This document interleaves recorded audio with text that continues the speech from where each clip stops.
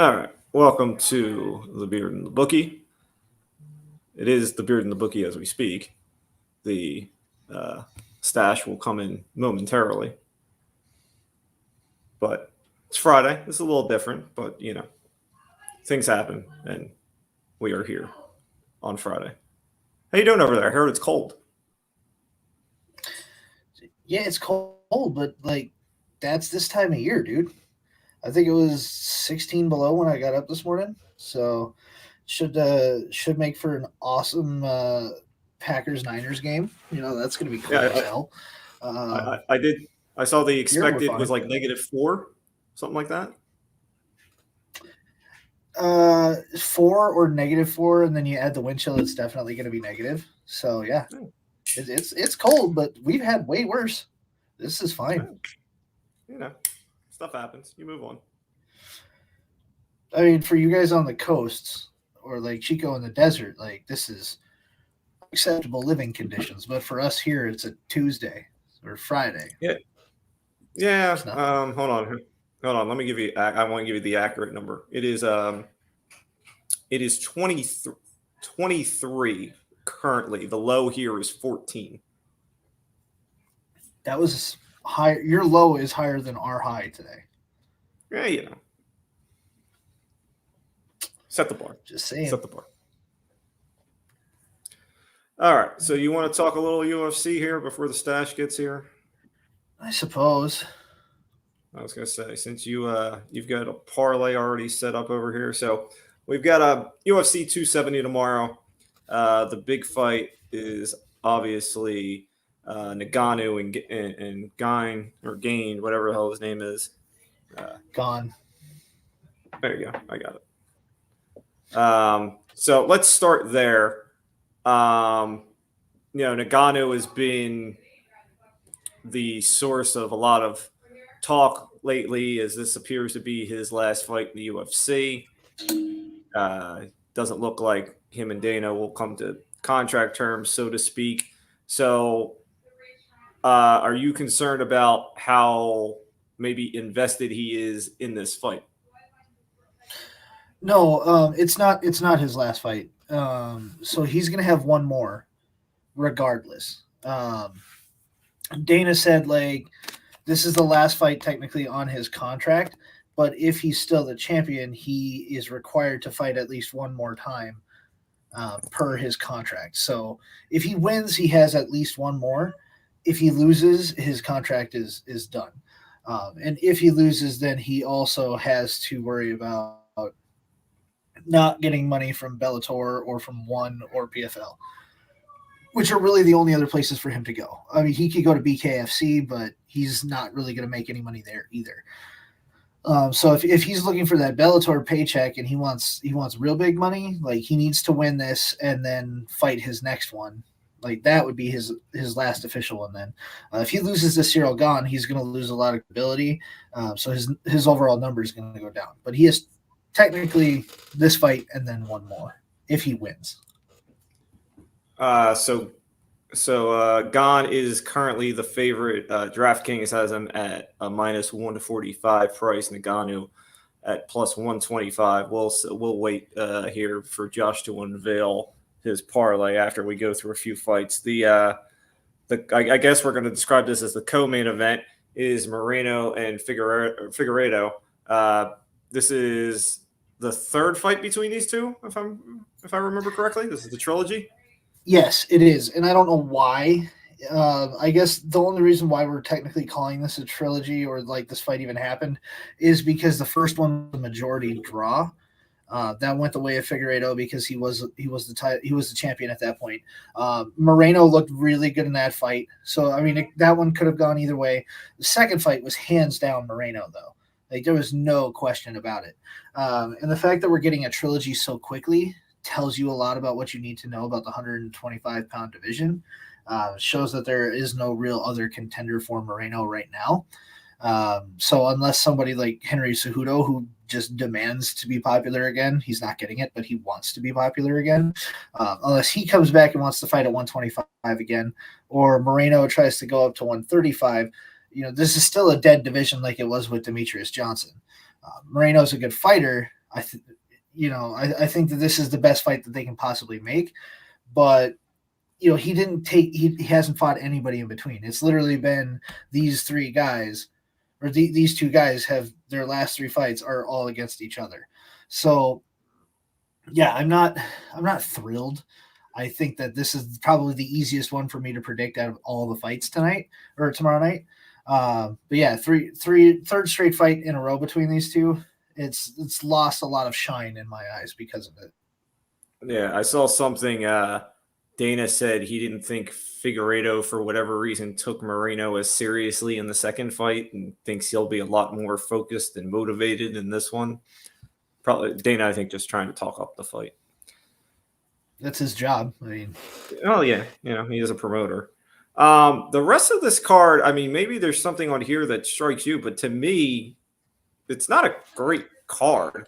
I mean, Cody Stamann, okay, who's the other one I know? Is Tony Gravely, Trevin Giles. I mean, nothing that jumps off the page. It's either his brother or his cousin. You got Saeed Nurmagomedov. Yes, I did see that. Because he's facing Stamann. Yeah, and then you got Warley Alves fighting again. Like, that's a deep pull from 10 years ago. Warley Alves. He's still got it a little bit. I mean, he's not a big name, but he's a fun fighter to watch. You got Kay Hansen on the opener. So Kay Hansen's somebody that myself and Carl follow on Twitter. She's a heavy favorite. I mean, she's a minus 235, but she's got a good personality. She's one of those fighters that if when she fights and if she starts putting up, good fights and getting some knockouts or some, just good highlights from the fight, she's going to be somebody to watch. And she's on the opener. She's fighting, I can't even say that last name. Jasmine Jazadavi. So that's a good fight. Who is the other one here? Jaju Vicious? I don't know. Yeah, I don't know. Yeah, I don't know. I literally don't know. Alexa Grasso versus Vivian Araujo is going to be good. Like those two, and that's close, 175 and 145. That's going to be a good fight. So I mean, there's some good stuff on here, but is this like we're coming out the gates swinging for the first card of the year? No. I mean, you would think if you're putting, I think wasn't Aljo and Piotr Jan supposed to be on this card too, but it got pulled because Aljo's hurt again. I don't know if it was this card or like a card shortly after this one. It was supposed to be in the near future, though. Yes. Yeah. So like, I wonder if Dana is putting up a lackluster card because of Francis's contract negotiations. Like, it's going to have it's going to have good pay-per-view buys, but it's not going to have great pay-per-view buys in my eyes. And I think that that's possibly a negotiation tactic. I think putting Moreno and Figueiredo on this card too is also like a tactic because no one ever cared about 125 when it was DJ. Nobody cared when it was Henry Cejudo. Nobody cares now. So putting, the heavyweight champ up there with those guys and probably having lackluster numbers is just going to make Dana go, we don't need a 125 division. They can't sell the pay-per-view. And we put Ngannou up against, his arch rival in Cyril Gane, and nobody cared. So tell me how you're marketable. Like that's the strategy I think they're going for here. They won't say it, but I think that's what they're doing. You know what I found laughable was, I think it was ESPN, because ESPN's the gullible ones that would do this, went to John Jones and asked John Jones if he will be watching the fights tomorrow. And Jones said, I'll be paying close attention and taking notes on the Ngannou-Gane fight. And my response to that is, first off, when are you ever getting back in an octagon? Because it's never. And two, what, you're going to take notes on Ngannou when he goes to Bellator? Like, what notes are you taking here? This is worthless. Like you gotta have as much chance at fighting either of these guys as you do as actually getting in an octagon. There's no notes to take. I mean, if John really wants to take notes, he should just take notes on getting back to 205 and beating up on Glover Teixeira again. Right. Like that would be the easier route for him. If John wanted to take notes, he could have been taking notes all this time about, like, how not to drink and drive, how not to hit women, simple things. Well, yeah, he clearly doesn't listen to that, though. I mean, the guy's got so much money, he could literally pay to have somebody drive him around, and he doesn't. So apparently, John, he could write, but maybe he can't read. It's called a 10-step plan. Yeah, I won't say he can't read because he can tweet. So if he can tweet, he can read. Is it him tweeting? Are we sure? Yeah, it's him tweeting. Okay. John wants to take notes. I mean, if Francis wins and goes to Bellator, John's definitely going to take notes on Cyril Gane because that's who he's going to have to fight to get the heavyweight strap. But I mean, if you see Dana's not willing to pay Francis Ngannou, do you really think he's going to want to pay John Jones to come back and fight at heavyweight? No. First off, whatever number John Jones throws out, because it'll be ridiculous, cut it by like 90%, and that's what I'm willing to pay John Jones. John Jones should just be happy I let him back in an octagon at this point. Okay? Like, yeah, in the contract, okay, it would be like an MLB contract. I incentivize it. Like, you get X amount if you pass the drug test. Like all kinds of different things in there. Carl wants to bring Brock back. No. They were going to bring him back against DC, and nobody cared.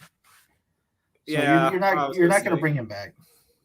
I would say Dana, and it's more on Brock's end than Dana's. Dana would love to bring Brock back. Brock don't care at this point. Brock's too busy looking like Prince Goro just off the farm. Like, it's just ridiculous. Hey, listen, I know you don't watch it, and I don't watch it nearly to the extent that I used to. But the little bit that I've watched recently, this new Brock character is freaking hilarious. I love this Brock guy. No, I don't watch that shit. Yeah, I know you don't. But all right, so I mean, do you have anything else to talk about this card? It's very lackluster. I don't want to spend much time. Do you want me to give out my? That's what I was gonna say. If you got nothing else to say, let's just get to the parlay. Yeah. Let me pull it back up. It's a pretty easy one. I've got a 4-fight parlay, and it is. I'll start with Ngannou Gane. Ngannou is the underdog at plus 125. You can get him right now at plus 130 at Caesars. So if you're betting on Caesars, definitely take that plus 130 because that's the highest I've seen right now. Most of the others are 125. There's this 127, a 128, which I wouldn't bet on those sites anyway. But Caesars at plus 130 is a good bet. So I like Francis Ngannou, Brandon Moreno, Michel Pereira. I like Said Nurmagomedov. He's a heavy favorite, but I actually like him there. And then Alexa Grasso. So like those 5, I guess, the 5-fight parlay. If you want to get a little fancy with the card, I think Ngannou wins by knockout in the 3rd round. I think Moreno wins either by submission or unanimous decision. That could really go either way in my head. The rest of them, I would just take straight bets on. I can't really give you anything as far as finish goes because it's a little bit inconsistent. But Ngannou by knockout 3rd round is my big one. What was the last fight on your parlay there? Grasso versus Araujo. Is that not on the card anymore? Is it not? I don't see it. It's on the ESPN Plus, so it's not on the main card. Wait a minute. Hold on. Yeah. Yeah, it's on the undercard. That's an undercard. Huh. I was like, DraftKings does not give me that fight for some reason. I'll tell you what DraftKings has it at. Oh, it's only on BetMGM for some reason. Yeah. So there you go. DraftKings doesn't have it. So MGM's got it for Grosso minus 175. Yeah. I would so I would probably take what you've got there. And for those of us who can't bet Grasso, I would probably just put Gravely in there. He's a little steeper on the price, but I don't think Gravely loses to Oliveira. Oh yeah, I mean minus 275. He's pretty heavily favored. No, he's 250 Matt, on DraftKings. Matt Frivola at a minus 200 versus Gerardo Valdez. That's not a bad way to go either. Valdez is plus 170, Frivola is minus 200. So that I think is a good one. If you can't get Grasso, yeah, Frivola or Gravely, either one of those is fine. But yeah, that's my parlay. So one of those three variations. If you can't get Grasso, take Gravely or Frivola, and I think you're sitting pretty on that one. All righty. All right. You want to tell the stash to get in here now, so we can. Now that we're done with the UFC talk. Yeah, since he wants to avoid. He wants to avoid the sport he knows nothing about. All right. We'll get him in here for what we're about to talk about. See, Sean's here and Chico's not here. Well, some of us are professionals, some of us aren't. He's also streaming, so he's streaming on his channel and over here. He's multitasking. Multitasking. The man's a hustler. I respect it. Yeah. We're gonna get to tennis, Carl. Don't you worry. I don't know why, but we are. Because there's things happening that need to be discussed. Okay, some of us, and by some of us I mean me and Carl, stay up until weird hours of the morning watching tennis. Okay. I mean, you make fun of me for Formula One, so fine. Watch your tennis. Well, I mean, you got to get up early to watch. Yeah, F1. I have to get up at 5 again. Again, unprofessional Chico is apparently saying he needs to set up his computer because it was unplugged. That's fine. What else? What else can we talk about in the interim that he doesn't care about? Well, we could start talking about this, and he can just hop in. That's fine. Because I'm not holding up the show for Mr. Unprofessional over here. That's fine. All right, so let's go to golf, which is Chico's wheelhouse. So he'll have to come in later and discuss this. But I'm saying it right now. This guy is above Tiger. He may not be above Tiger in his golf game, but as far as the guy himself, he's above Tiger. Nike better get this guy. Okay. You want to tell everybody what we're talking about? Yeah, I'm getting there. He may not have the most American name, okay, and I may not even be saying it right because I don't say any names right. No, you don't. But his name is Ashke Bhatia. And he's 19 years old, and he is a little bit of a golf prodigy. But so here's his story. He graduated high school in 2 or 3 years. He passed college just so he could become a pro golfer. He won literally every junior event he played in. So we fast forward, and he gets ready to play the Valero Texas Open at 19. And he needs a caddy. So what does he do? He slides into the DMs of this girl named Presley Schultz, who, by all accounts, looks like a smoke show, and says, "Hey, would you like to caddy for me at the Valero Open?" She agrees. They are now dating, and he's winning Corn Ferry Tour events. I mean, what else do you want from the man? He didn't have to go to freaking Perkins and hit on the waitress. He just slid into DMs like everybody else. Tiger's old school, man. And it Perkins worked. is old school. It's true. Great breakfast, though. Not mad at it. I mean, this kid's starting off his career great. I mean, at 19, being able to say, "Yeah, I just slid in this girl's DM and she caddied for me, and then I went on to win." Like, that's a baller move. Like, I'm impressed, legitimately impressed. That's such a baller move. Too bad I don't care about golf. Like, I didn't care about golf until Tiger was like, 7, 8 years in. And I was like, oh, cool, Tiger. And then VJ Singh. And then I was like, and I don't care. Hold on, let me help Adrian out here because he said he wants to look up Presley Schultz on Instagram. It is her name. It's spelled Presleigh, not like Elvis What Presley. the hell? Yeah. What kind of spelling is that? But if you check out the pic of her from the Bahamas, that's all you really need to see. Yeah. But here's a good one for you, Josh, as far as the legend of our man here, Bata. So, like I said, he dominated the junior ranks, but he was struggling here since becoming a pro at age 17 and passing college. So he was facing a 156-yard shot into the par 5 finishing hole on Wednesday at the Sandals Emerald Bay. Moments earlier, he turned to his caddy / girlfriend, Presley, and declared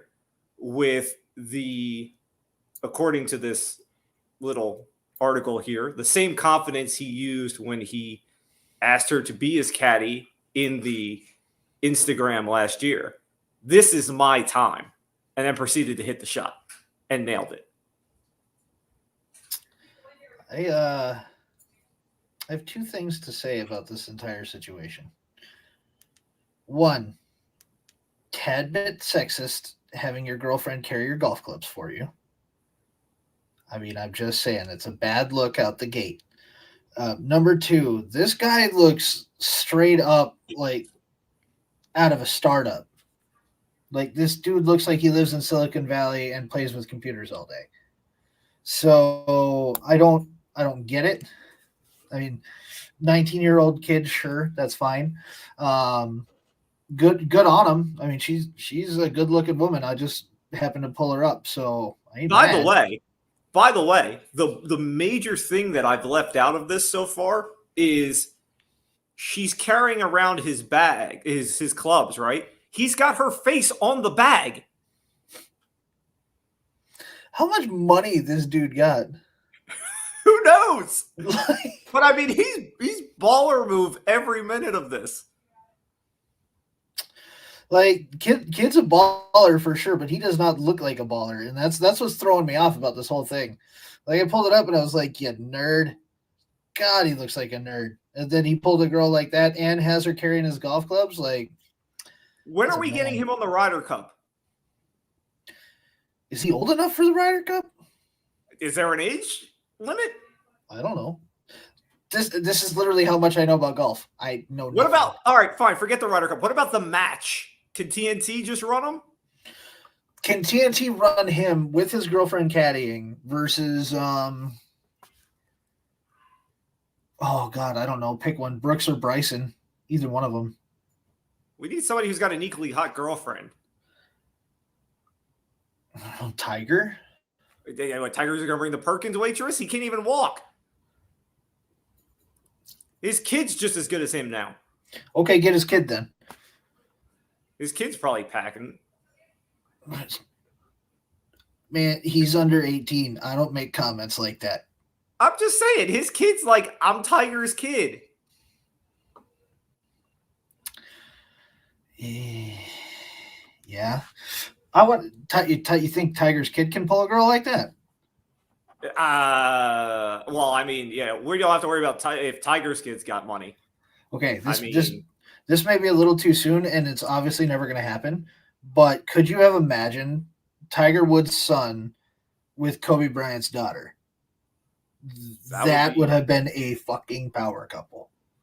Okay. Weird and interesting all at the same time. I know. By the right? way, Carl brought up an excellent idea.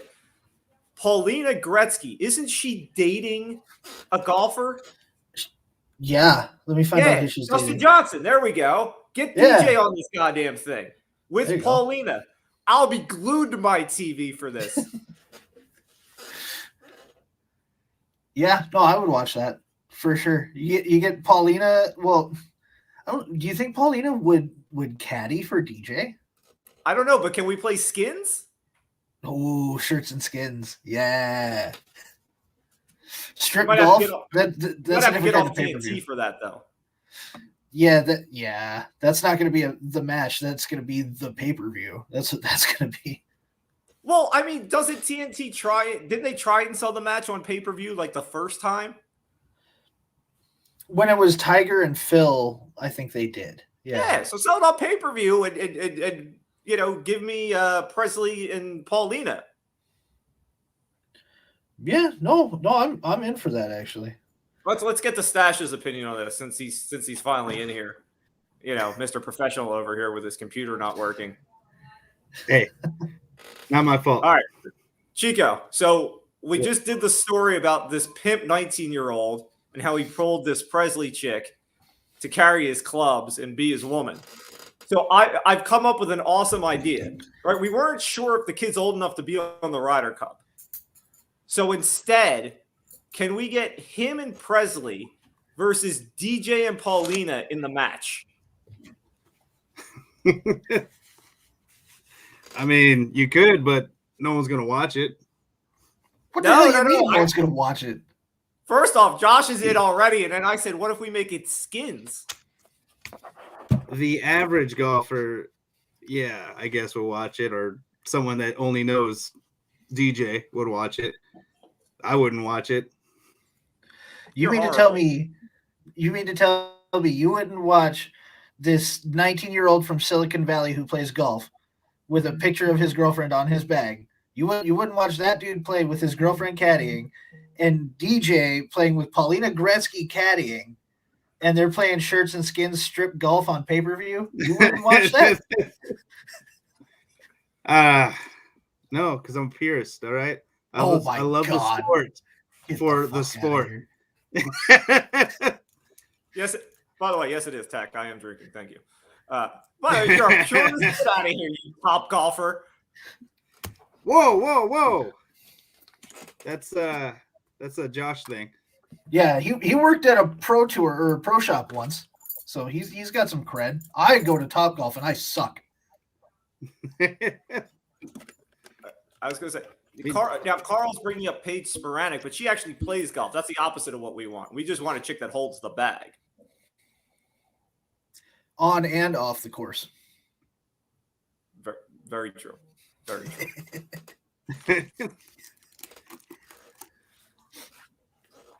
So, Chico, do you have anything to add about this guy? I already said he's greater than Tiger. That's an insult to No, it's not. everything. How is what?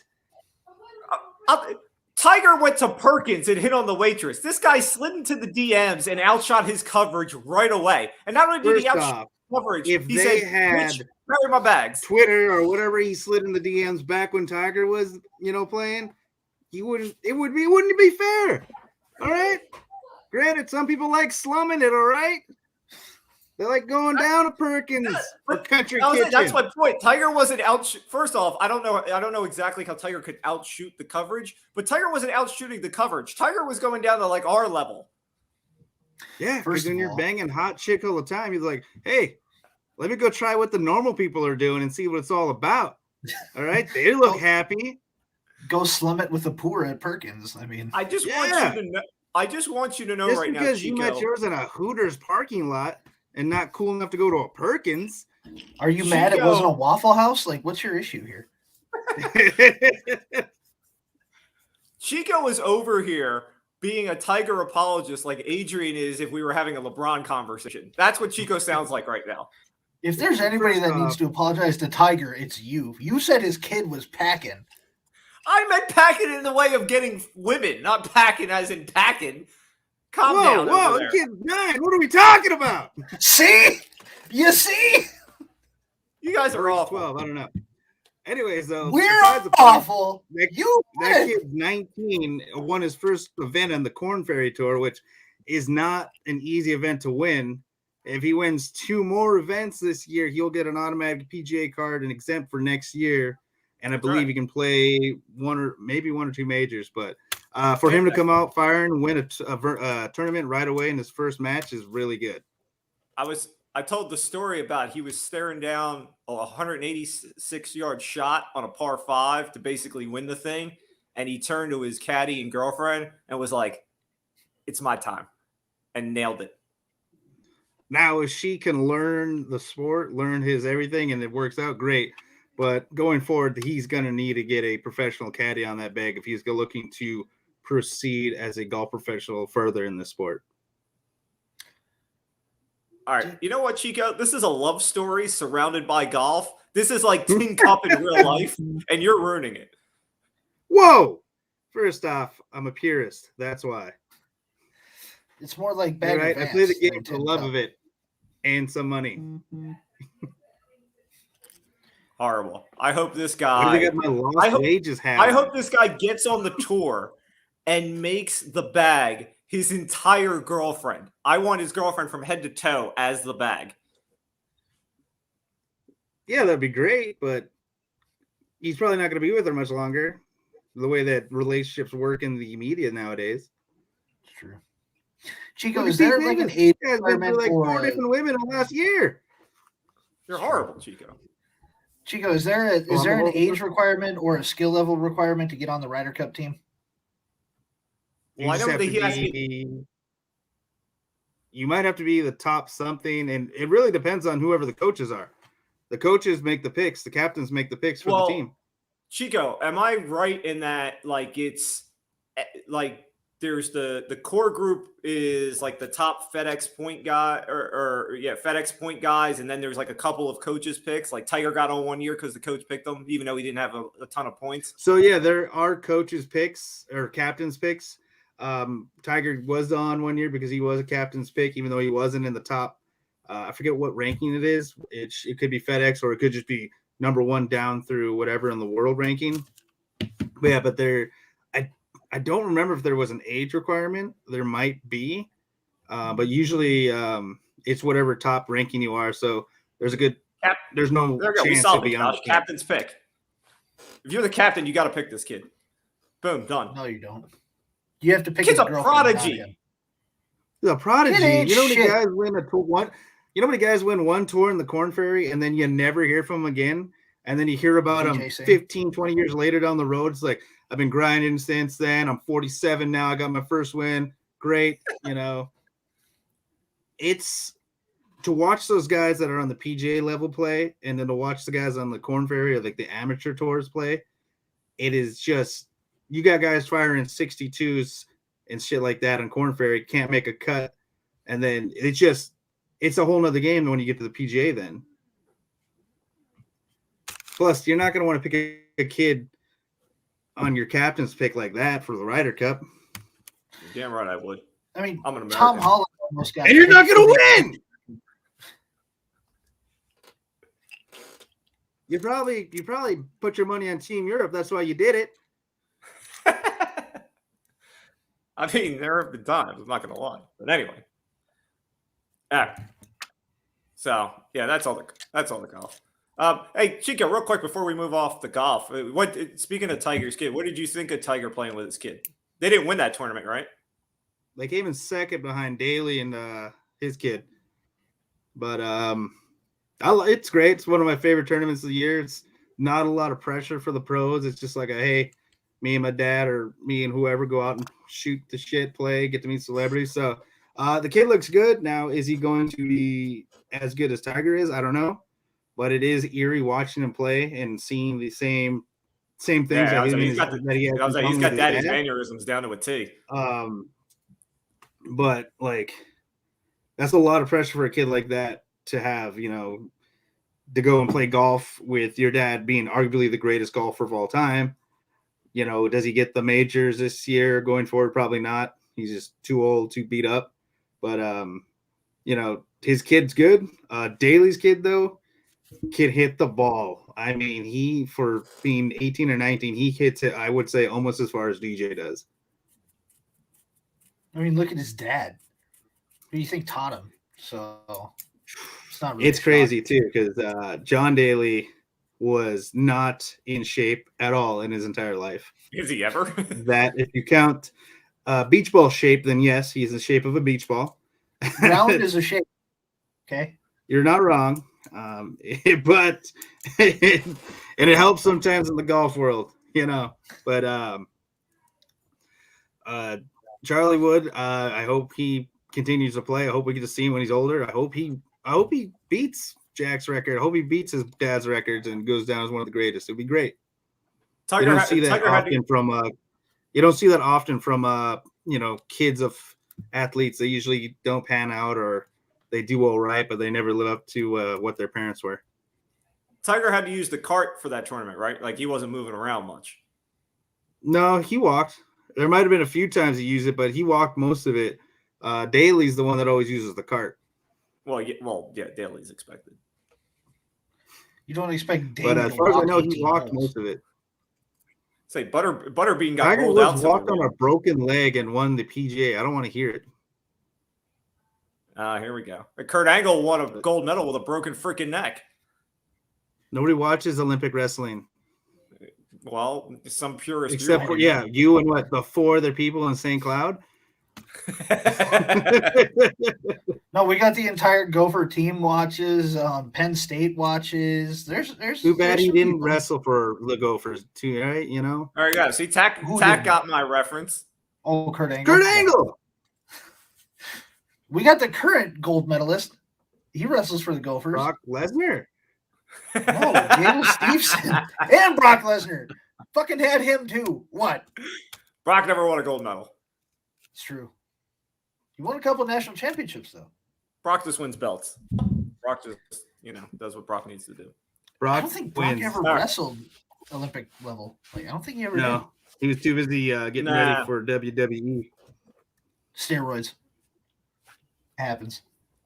They test for him, so Not in the WWE. Well, the WWF they did. The WWE they do.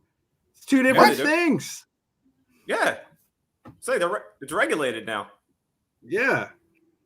Well, just seen what happened to Benoit. Of course, they got to regulate it. That was CTE. That's steroids.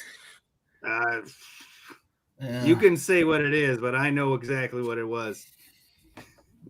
It's gonna be Gunner one day.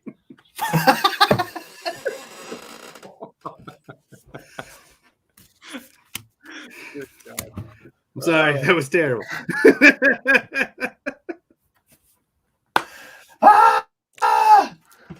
Okay, moving on from that. Holy shit. Is he watching? No, he's not watching. Oh my god. You know why he's not watching? The last time when me and Chico did the last show that you weren't on, Josh. Yeah. Gunner's wife watched, and she was actually commenting more than Gunner. It's true. I think she's better. She might be a better scout than him too. She's definitely a better scout. How good? Well, hold on, time out. I can't say she's a better scout than Gunner. She married Gunner, so how good of a scout is she?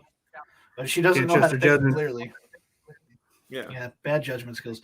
Carl wants me to bring up Cale Sanderson because Cale Sanderson was the last Olympic or collegiate level wrestler to go undefeated. So there you go, Carl. But he wrestled at Iowa State, so fuck him. And he's the head coach at Penn State, so double fuck him. Oh, he's coaching them now, huh? He also beat Daniel Cormier like 4 times in college. So college? Where did Cormier wrestle at? Fucking Oklahoma Missouri? State. No, Oklahoma State. Cormier wrestled at I get. Might as well be the same place. They're both butthole parts of the country. No one cares about them. Missouri was Ben Askren, Kamaru Usman. I'm pretty sure Colby Covington wrestled at Mizzou. And you guys didn't think this was a wrestling show. Real wrestling, not that premeditated outcome bullshit. First off, Kale should show. there's nothing wrong Kale with the should WWE. call up John It's a Jones and talk about drama. how much If they you owe like good DC. storylines, and his name is John Cena. That guy's invisible. We're going to talk about Bam Bam Peacemaker a Bigelow. Come different on, you day. remember him? Bobby Ooh. Lashley. Bobby Lashley? The Marine? Like the movie? No, he was a legit Marine, unlike John Cena, who just played one in a movie. Adrian said, "Talk about Cain Velasquez." Why would I talk about Cain Velasquez? Because Cain his Velasquez, dad and him went to the same school. Cain Velasquez wrestled at Arizona State. Yeah. Two-time All-American wrestler at Arizona State. That's why he's bringing Cain up. If I remember Yeah, right. whatever. and Like I said, I think his John dad Jones and Kane went to and the same Kale- high school. His dad was brother to The Undertaker. I wrestled the Undertaker. I believe think- you. Josh, I got a good idea. Back when- I think if John Jones, I thought you wrestled John the Undertaker. You're not Mankind. That wasn't you.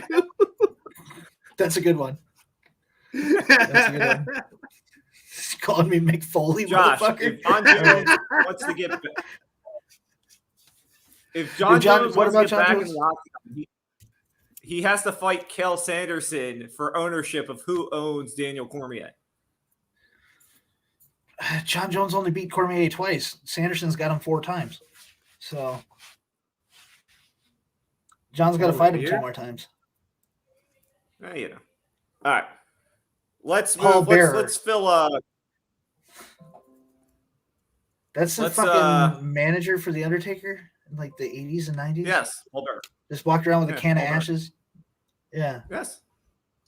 The guy that had the face that looked like it was too loose for it or whatever. Yep. Yeah, I remember that guy. Well, Vincent D'Onofrio and Men in Black as the fucking Yes, giant that's cockroach. exactly- That's Paul Bearer. Oh god. All right. We've gotten really off the rails. Let's bring it back. That's in. fine. Let's get You're welcome. let's get to a topic that I know Josh is going to love, which is tennis. Oh God. Well, I would say Carl is about to appreciate this topic, and maybe a couple of the other ones will appreciate as well. So anyway, the Australian Open is going on, and I'm going to talk about a couple of people that are actually participating in the Australian Open. But first, we have to talk about somebody who didn't participate in the Australian Open, and that is the defending Aussie Open champion, Djokovic.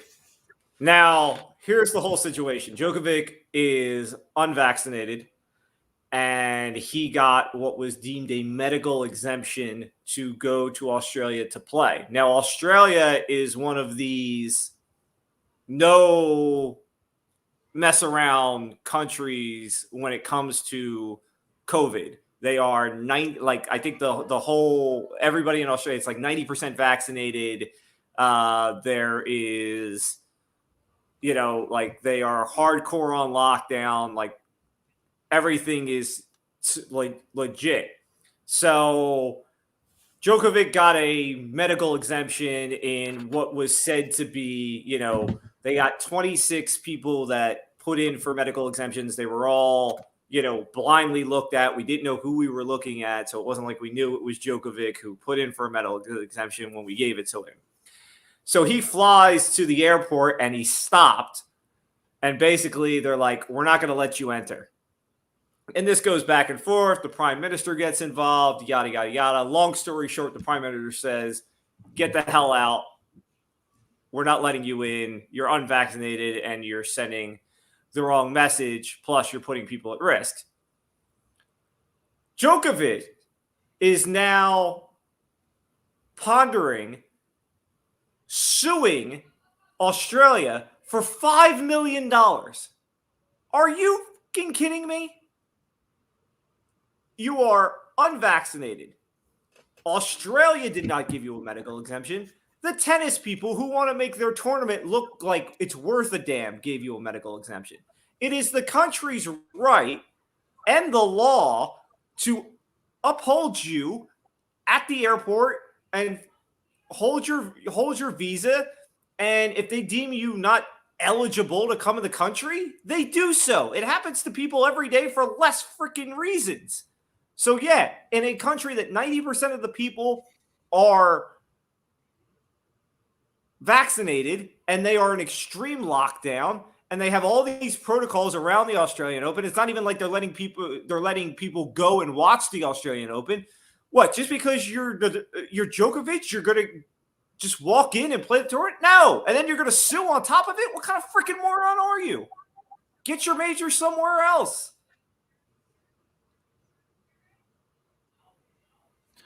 I just totally blanked out for the last 3 minutes. What are we talking about? If he's going to sue anybody, sue the tennis bigwigs that say, hey, you're good to go in. We got you covered, for basically telling them it was okay. I mean, ideally, he would have known, should have known that he can't go there. But if you're going to sue, don't sue Australia. Sue the people that are telling you it was okay to go in there. Well, obviously, the Tennis Federation. Chico, do you know what he did? He bought this company. He's got 85% ownership in it, which is this company working on COVID solutions and stuff, as his way of saying, I know what I need to do to get around COVID and not be vaccinated. That's his, I'm good, don't worry about me card. Dude, I don't give a shit what you bought. Australia's pretty cut to the point. You're vaccinated or you're not. You're not, you don't get in. Congratulations. I mean, hell, in the U.S., we basically, I have no idea what that is to the chat, by the way. I just saw it come up. I saw your face. If my computer crashes, I didn't click on it, I swear. I'm pretty sure if you click on it, you won't be on the rest of the show. But, the U.S. for an extended period of time weren't letting people from other countries come in at all, let alone their vaccination status. So Australia's pretty cut to the point. So I don't understand what else there is. Yeah, I think Australia's in the right in this end. It's their country. They can do what they want. Again, I said if he's going to sue anyone, sue whoever told him from the Tennis Federation, whatever they're called, that it was okay and he was approved to go. Australia has nothing to do with. Well, they shouldn't be sued at all. It's not their fault he didn't listen or read anything. I feel like Djokovic is just the tennis version of Aaron Rodgers right now, playing the victim when he has no reason to play the victim. That's just how I feel. Is that because you're a your Viking hatred fan? for Aaron Rodgers? They are not one and the same. Stop. Okay, Antonio Brown then? Antonio Brown's just got mental issues, even though he declares that his mental stability is there. But I mean, Novak Djokovic is going to buy 85% of a company just so that he doesn't have to get a vaccine. Antonio Brown paid for fake vaccine cards. Umbrella Corporation? Oh, Resident Shell Evil. company? Could be. I know where this goes. I've seen this game. I know how it ends.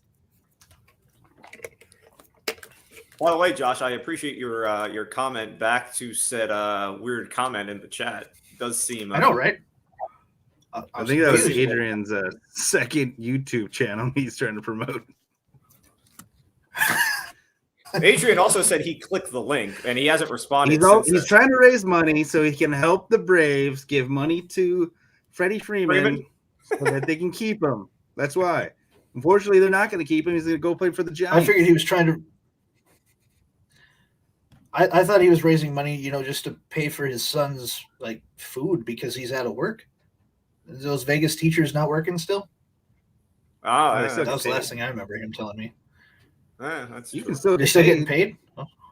Hell yeah. He should be saving that money for his kids' education. I heard that Vegas' educational system isn't great. Yeah, it's not too hard. Great. There you go. Freddie Freeman's not going to be a Brave. I was like, in your heart, maybe. Baseball. What are you talking about? There's no baseball. That's also true. We're going to get to that eventually. By the way, since Josh wants to blank out during our tennis conversations, and Real Chico, sports only here. And Chico at least wants to try and add something to the conversation, I'll bring somebody in that does want to talk tennis. All right, since you just want to blank out over here. Well, that's fine. Bring him in. We Chico was allowed We're working on that. to skip all of UFC. Chico didn't even have to be here for UFC. That's true. You're Chico going to get wasn't mad allowed at me to for do it. blanking during tennis? Oh, I'd rather Chico was watch terrible. Dang it.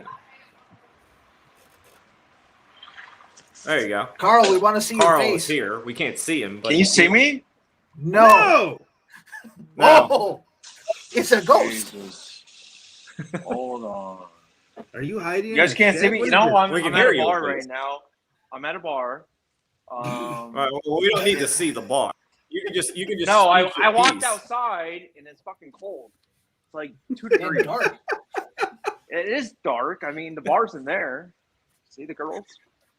Oh, we can kind of see. I was like, it's Okay. Twitch. You can't say those words. They don't appreciate Okay, it. sorry. Oh, sorry. All right. So anyway, the Djokovic thing is a big deal. Tennis is probably a top 5 worldwide sport, and he's the number 1 ranked player in the world. And he was going for the Grand Slam record with this Australian Open. It is a big deal. He lied on his application or his visa, which was it him or was it his agent? We don't know. And he will not play in Paris. The French Tennis Federation has already said if you're not vaccinated, you're not playing. England is another issue with Wimbledon. However, they have a weak prime minister with Boris Johnson, who just lifted all COVID regulations. So he may play in Wimbledon, and then New York's New York. So yeah, like this may be a rough year for Djokovic. So here's my question. So I just compared Djokovic and Aaron Rodgers, and you said that was just my hate for Aaron Rodgers. But I did not everything say that. No. I was talking about what Dan said, not what you said, Carl. No, he's talking to me. But what Carl just said about Novak being, like the number 1 tennis player in the world and everything like that, and lying on his application or his agent doing it. What did Rogers lie Aaron about? Rodgers told the league that he was vaccinated.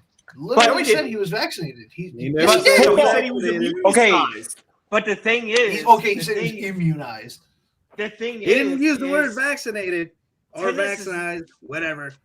tennis is not football either. Like we have, I agree. Like, tennis is worldwide, so you have a wider range and a plethora of different rules and laws that go into immigration, or maybe not immigration is a bad word, but allowing people into your country. So I guess that is immigration. And It's got like Djokovic is not going to play in fucking Roland Garros, and most people in America probably don't care, but like the tennis fans Correct. do, because first of all, the French Open is the worst major, but Secondly, anything in France is just shitty. So yes. I mean, I major Also, French, Where so Gunner's thank people you. are from. Well, here, I mean, I'm just saying. I think it's a big deal, man. I think worldwide it's a big deal. All right, Carl, since you're here, and these two, well, Chico might have something to add, but Josh certainly won't. Let me get on this too. So we've got Naomi Osaka, who is the defending U.S. Open champion. Okay, and she went on this whole thing No, about she's the not the media and her. defending. No, the girl who lost Kovacic was the defending champion. Oh! You're right. I'm getting to her. Jeez. Raducanu. Get your Emma facts Raducanu is the Yeah, US with Open the champion. with the blisters. Yeah, I'm getting to her. All right. So, but Osaka, is a major champion, and she went on about the media and her mental health and the whole thing. And ever since then, she can't even get to a final. Okay. She just lost in the 3rd round of the Australian Open. Raducanu, after winning the U.S. Open, fired her coach. And again, She's not even getting in the semifinals. I What mean, is but- going on here? So with Osaka also lit the torch for the Olympics in Japan, in Tokyo, and then lost in the first round. Excuse me. So I don't know what's going on with Osaka, but in her press conference last night, she was humble about it. She's like, "Oh yeah, I feel better today because of the way I lost or whatever." But like, she's been so in the past about, "Oh, well, you can't look in the past and say how great you are and this and that." But like, you just lost in the third round as I think she was like 10th seed, 13th maybe. She was top 15 seed in that tournament, and that's after not playing for half a year. I don't know what's up with Osaka. Maybe she got too much success too early. But she is not dealing with it well I blame her at all. Yeah, I mean, I don't want to say blame because maybe that's a bad verb, but she did say mental health, which is fine. Like, I'm not gonna, like, if that's your excuse or your reasoning behind it, that's fine. But she just hasn't played well. And then, like I said, Japan gave her the nod to light the Olympic torch, if you remember, in the Olympics. And then she was a first round out. Like, she has not played well in the past, I want to say 10 months. She just hasn't played well. Year? And can you guys hear me? What do you Yes. think about Emma? Because like I said, I thought the firing of her coach was stupid.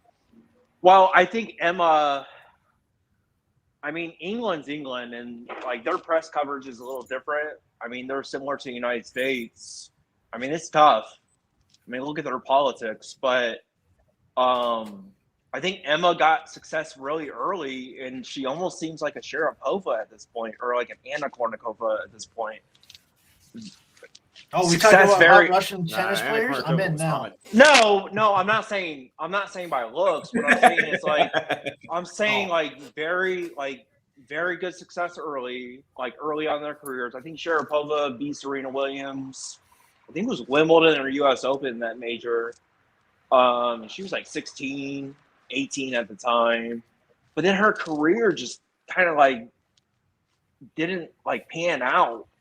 And I don't know, man. Maybe Emma's the same way, you get a hot head so young. Yeah, I don't. And Kvinic. Yeah, I don't have Kvinic, faith in Emma doing anything. and I love Kvinic, obviously, but she's about to lose to Halep if she hasn't already lost to her. But she had blisters, and she was playing slices for most of that third set. She could have hit a forehand with topspin. So I don't know, man. I don't want to say it was the blisters, but I know blisters with holding a tennis racket is a pretty big deal, unlike other sports, if you know what I mean. Nah, I'm good. All right, Carl. Well, thank you for your input. Go back to the bar. All Enjoy. right, fellas. Have a good day. Bye. Bye, Carl. See you, girl. All right, I thought we would when I did that, I thought we would actually see Carl, but whatever. He's a ghost. I didn't know Carl knew that much about tennis. I didn't know anybody knew that much about tennis. I watched King Richard and felt like I was a pro at tennis now.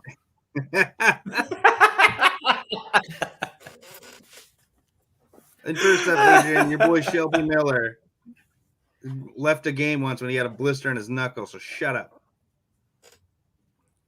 And whoa, yeah, hold on, time out, Josh. Are you talking about Enrique in the chat? Yeah.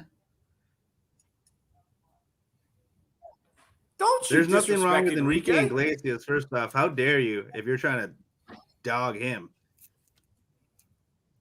Really? No, I was saying once Anna Kournikova started dating Enrique Iglesias, nobody cared about her anymore. That's why I brought up I Enrique. cared double. You I think cared you're as so good much looking less. as Enrique Iglesias? I have a beard. What does he have? A really good jawline, an amazing voice, millions of fans, and he's Latino. You really can't compete. I feel like I have everything I need to compete. I have what he doesn't have. You can tell Great yourself facial that, hair. but yes, he can grow a mustache. He's no Eddie Guerrero. He's not Latino Heat. First off, R.I.P. Eddie Guerrero. You know that guy. But Yeah, everything I know else the about Attitude wrestling Era. is terrible. No, I know Rey Mysterio. He wears a Same. mask and shit. A luchador mask. Yeah. Josh is more Chavo Guerrero. Oh. I mean, All right, so those were do the we- only ones back then.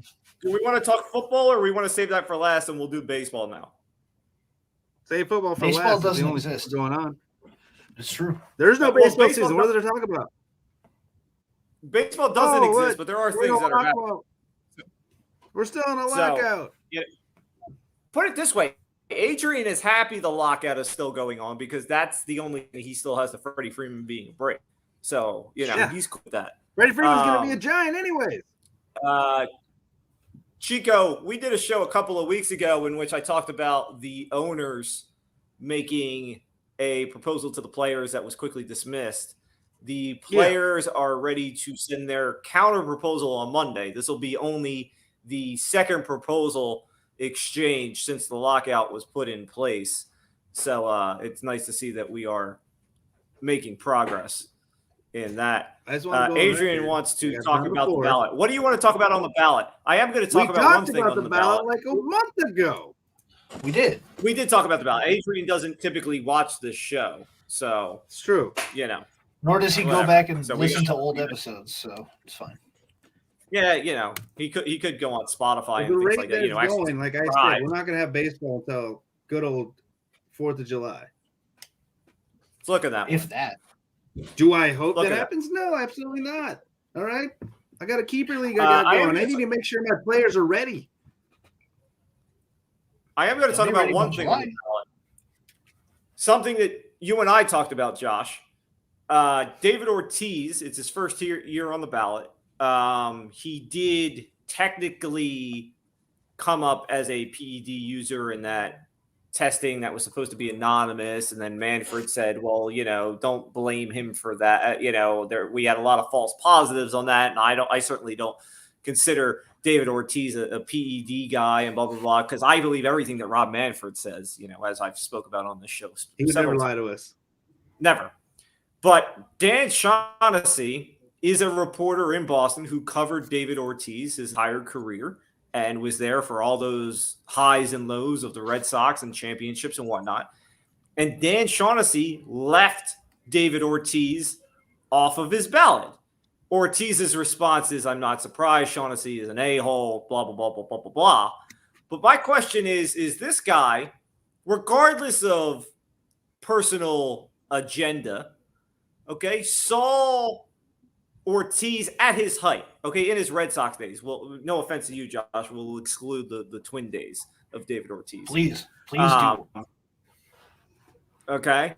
But, all right, he saw Poppy at his peak, and he left him off the ballot. Shouldn't that not say something? I mean, I have been a proponent of Ortiz should not be – I'm not necessarily saying he shouldn't be in the Hall of Fame, but I certainly don't believe he should be a first ballot Hall of Famer. Shaughnessy appears to agree. Should we take that into any account?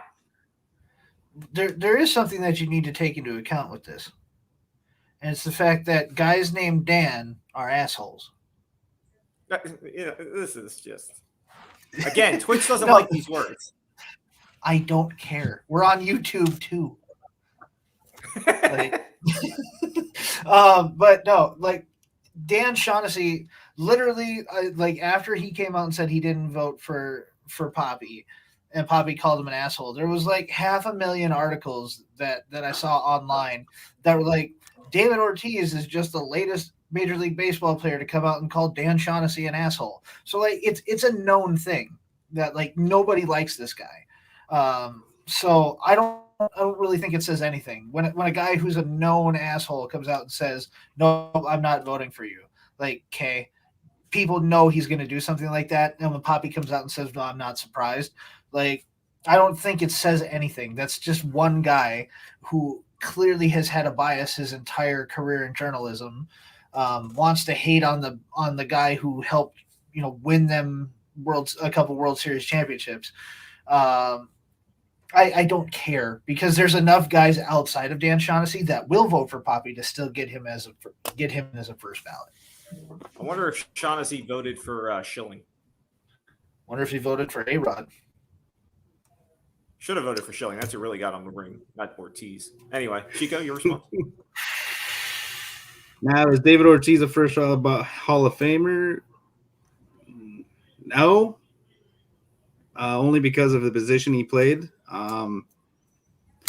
As for the guy being an asshole, I mean, as far as I'm concerned, most reporters are assholes because, they can't play the game that they report, so they just take it out on the guys that are better than them.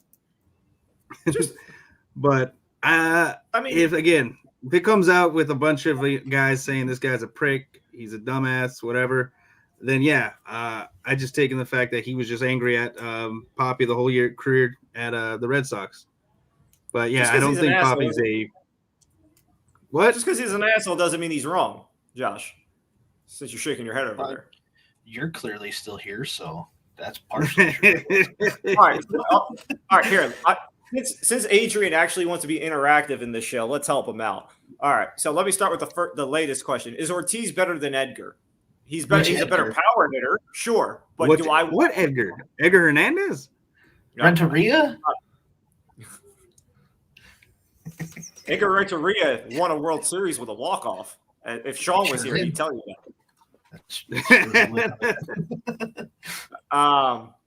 So is Ortiz better than Edgar? I would lean with no. I would trust Edgar a lot more than I would Ortiz. I mean, if I want a big home run, then I want Ortiz. But do I want, a guy that gets on base, a guy that can hit a ball in the gap, a guy that can, I'll get a lot more out of Edgar than I will with Ortiz. That's why I have such a problem with Ortiz being a first ballot Hall of Famer when it took Edgar so long. Are you body shaming him right now?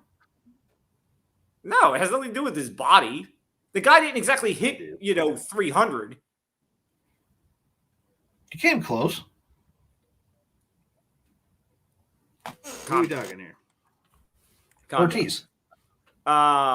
Also, Adrian said if Ortiz get in, A-Rod and Manny should. No, A-Rod and Manny need Clemens and Bonds to get in. Okay? Remember, Ortiz is on this, if Bonds gets in, McGuire has to get in. If McGuire gets in, Sosa has to get in. No, McGuire doesn't get in, and neither does Sosa. Stop. Then Bonds shouldn't either. No. Here's the thing. Bonds and Clemens, and this is why Bonds and Clemens get votes, and that's why they're usually in the 60 to 65%, is because people look at Bonds and Clemens in the early 90s and go, those guys were Hall of Famers well before the steroids. That's why they get votes. McGuire was not a Hall of Famer pre-steroids. Sosa wasn't even an everyday player before steroids. Sosa's a joke. Okay. Just want to point out, David Ortiz hit over 306 seasons as a major leaguer. 6 out of what? 15. All right, 97 to 26. So he's a 286 career average? Yeah, 286 career average. Yeah, I was going to say 280. So, I'm around there. He hit 332 in 2007. Like, his batting average for the season was 332. That report. Right around the time of that report. Interesting. That report that never proved he took anything? Well, according to Manfred. A report that Rob Manfred didn't want to get out because he didn't want his Golden Boys to get in trouble. He had 318 in 2012. And 309 in 2013 and 309 in 2011. Listen, I'm not saying he shouldn't be in. I'm not saying he shouldn't be in. I'm saying he shouldn't be a first ballot Hall of Famer. He hit 327 in 1997 for the Twins. What, with 3 games?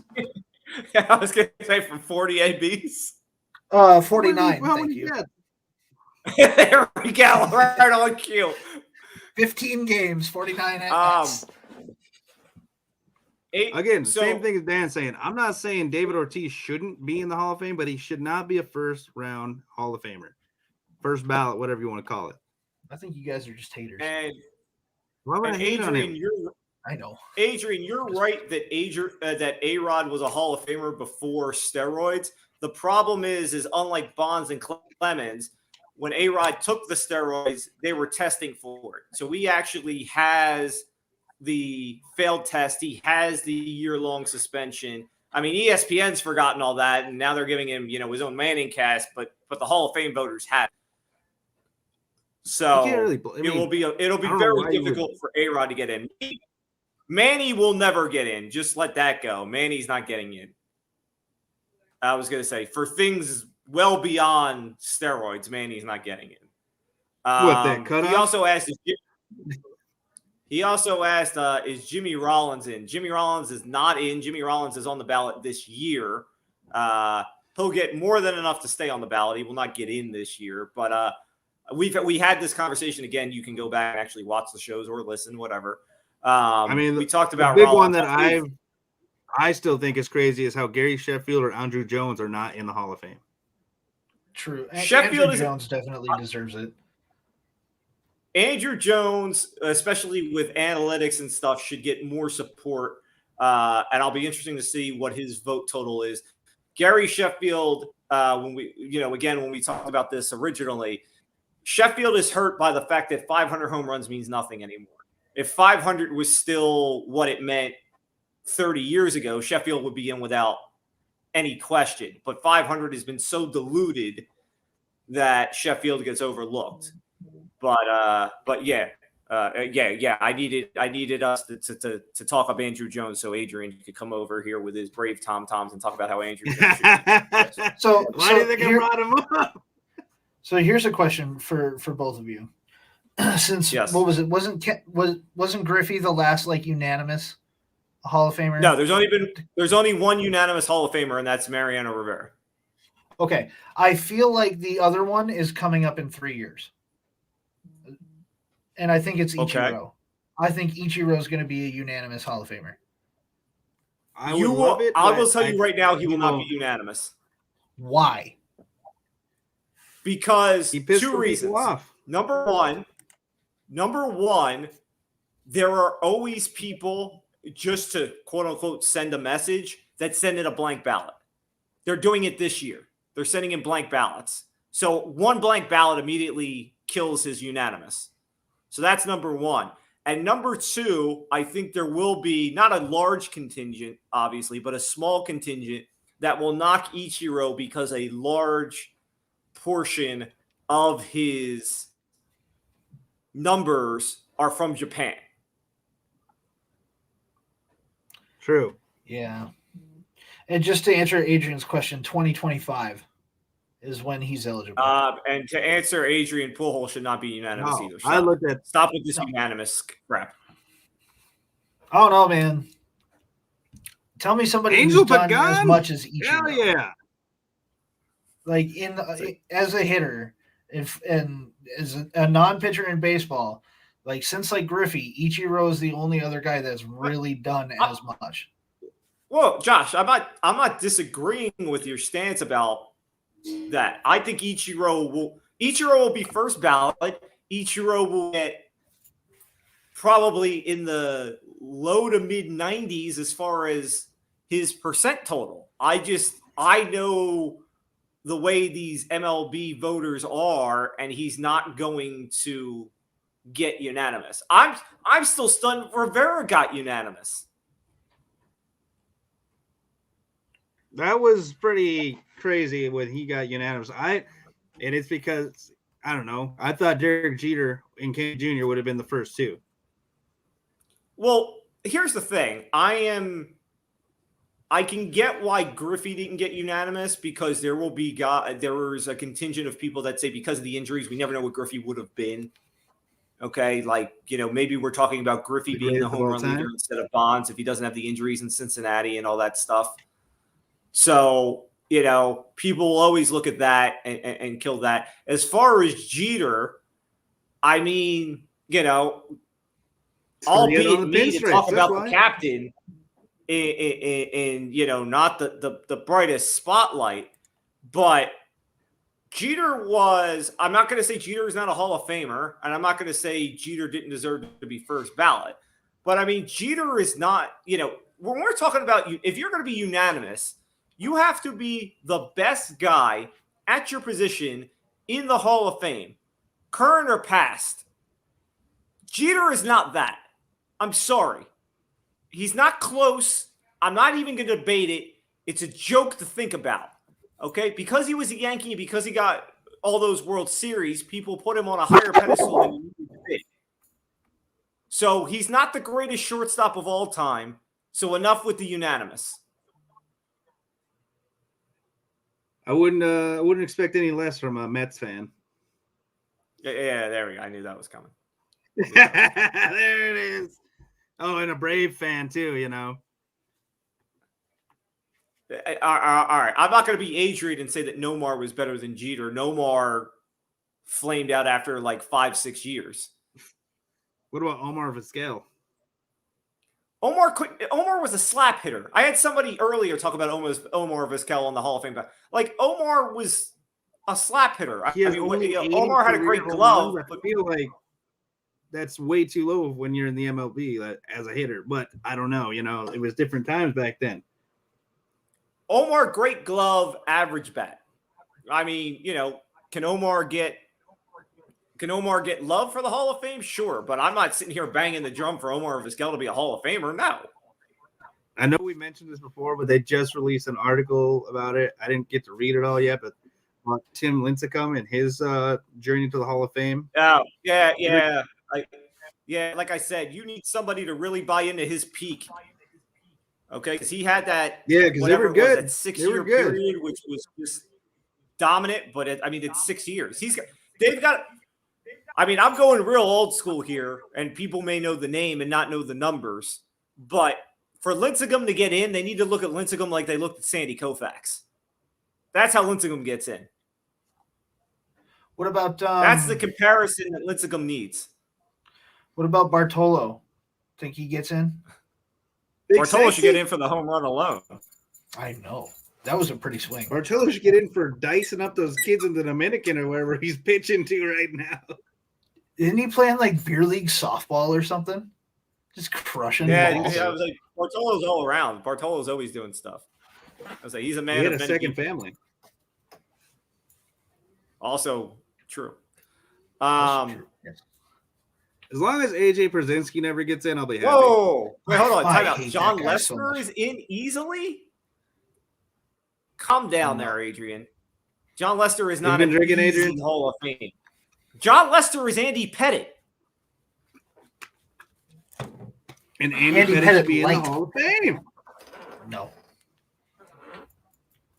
Yeah. Johan Santana. I don't need to look up the numbers. I know the numbers. He's Andy Pettit. Stop. Jesus.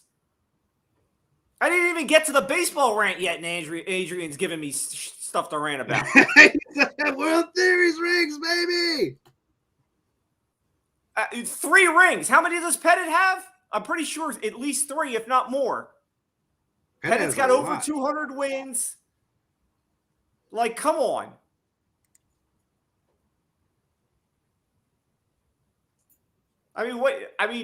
Put up the Lester comparison to the Pettit comparison. The only difference is Lester had cancer.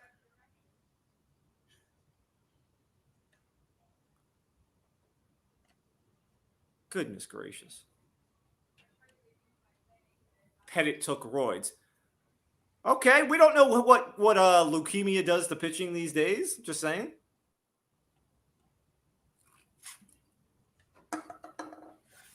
Are you guys looking up stuff over there, or are you just looking around?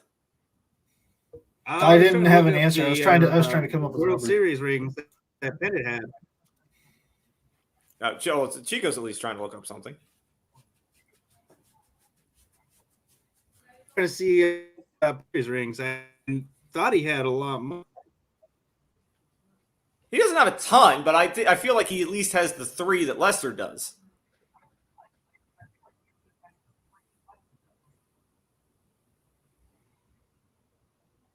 Because he came back in the 2009 when they won again. So he might have 3 because was he there for the last 2 before they won again in 09? All right, you're gonna make me look this up real quick. I think we're all trying to find it. You would think this internet would work properly, but technology. You have that Danternet going on right now? I think so. I got the Adrian Potato. There we go. I got it. So Leicester won 3 World Series. Andy Pettitte won 5. Yeah, I thought he won a bunch. So don't throw rings at me. Stop. But he took Lloyd's. Those are Joe Torre's rings. Andy Pettitte didn't earn those rings. But Joe Torre should be thankful he had the Yankees. True. Don't even go there. So the Rays. I don't think Carl is still in here, or else he can chime in on this. Zach's not watching, or else he could also chime in on this. But the Rays, in their never-ending hope to get a new stadium, or at least get some people in the stands, went to MLB with a proposal in which they were basically going to split their home games. They were going to do half at Tampa Bay in their current stadium and do half in Montreal. And they even had in the proposal, they were going to split the postseason and, do half and half there as well. According to the Tampa Bay owner, when they originally brought it up, they got a lot of support from the group of 8 other owners who or committee members who supposedly vote on this, which is why they put their whole they put everything behind this, according to him. And he received word yesterday from our boy, Mr. Manfred, that the plan is a no-go just because it would be too difficult logistically and other reasons why. Tampa Bay is 3rd from the bottom in attendance. They only get more than the Marlins and the Athletics, who have their own stadium issue that they're dealing with. So I saw Rays fans who went out and spoke out about this plan, saying how they were outraged at the idea that they were going to take the, it's 81 games, home games a year. So, 40-ish games and take them to Montreal. You know what the difference is between the 40 games in Montreal and the 40 games in Tampa Bay? Montreal will be sold out for 40. Tampa Bay, you'll have 10 people in the freaking stadium. Okay? And I don't want to hear, Carl and Zach apparently went to game and they said that the stadium looks like a damn warehouse factory and the food sucks and they don't light up the scoreboard. And it might as well be, a AA affiliation, which is all well and good. But you know what they do? They win. So I don't want to hear, you're taking it away. Then go to the damn game. They win, despite the fact that you don't go, despite the fact that they don't even have an $80 million payroll. They win the division. They win in the playoffs. They've gone to World Series. I would say maybe if you showed up to the damn warehouse, they could actually put a little more money in the damn team and maybe actually win a ring. But then you're going to bitch, piss, and moan. We're going to go to Montreal. I hope they just move completely. Go to Nashville. All right, all the people clamoring for the Nashville expansion, go there. I don't want to hear these people in Tampa bitching, we don't go because the stadium sucks. They win. Most people don't care. They just want the team to win. I'm just saying, I wouldn't mind having the Expos back. So if they want to go to Montreal full time, I'm here for it. The problem with the Montreal expansion is they can't play at Olympic Stadium where the Expos used to play. That's why the Expos left. So there's always been a conversation about would they build a new stadium in Montreal or somewhere in Canada for a baseball team. And that's always been up and down as far as the likelihood of that happening, which is why we've seen in instances, a 3-game series in Montreal or somebody go to Montreal for a short period of time and play their games there. It's almost like a vetting out process. Like, let's see what the reaction is, which Montreal has always come out and support these games at full capacity. So, if the stadium situation ever got solved, I think we'd get a Montreal team again. Whether or not it'd be the Expos again is another story. But I think Montreal is a viable candidate for another team. But I mean, here's the thing, and here's something the Rays owner said that I can't completely argue with. He said that he feels like the split, the shortened season, the split season will be a new norm. And I mean, look at it.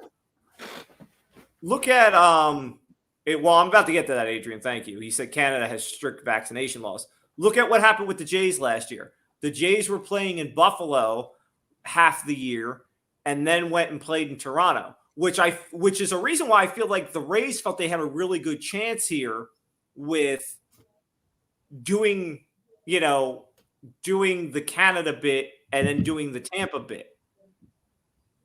So and he feels like he was lied to, which, with Manfred at the head, I can't completely argue with. But my whole thing is I don't want to hear Rays fans say a damn word. That team wins every year, despite no money on the payroll, despite going up against the likes of the Yankees and the Red Sox and even the Blue Jays now. They continually win, and you don't show up worth a damn because, my stadium looks like a warehouse. Who gives a shit where you're sitting? Watch the team win. Go support them winning. Go to playoff games. You don't even sell those out. You have no room to speak. None. What if we took the Rays and let them play at the Field of Dreams for half the season? I'm good with that too. They're already used to not having people there, so yeah, might as well. Yeah. Iowa comes out for baseball. Chico. Oh yeah, it'd be if you build people from Iowa. Yeah. Chico, damn it! If you build it, they will come. True. Hell, just go play at the College World Series Stadium. I'm pretty sure you can move it back if you need to for distance wise, but this is I hate cities that have teams and don't go to watch them, bitch and complain about them. And then the second that team's like, hey, well, maybe we'll leave. It's like, oh, how dare you? You're going to just abandon us and leave us after we did everything we could to support you. You weren't there. You weren't at the game. And like you're saying, if you go to the game, support the team, maybe they can do some upgrades. Just because the owner's rich doesn't mean he can just keep upgrading the stadium for you. So, I mean, to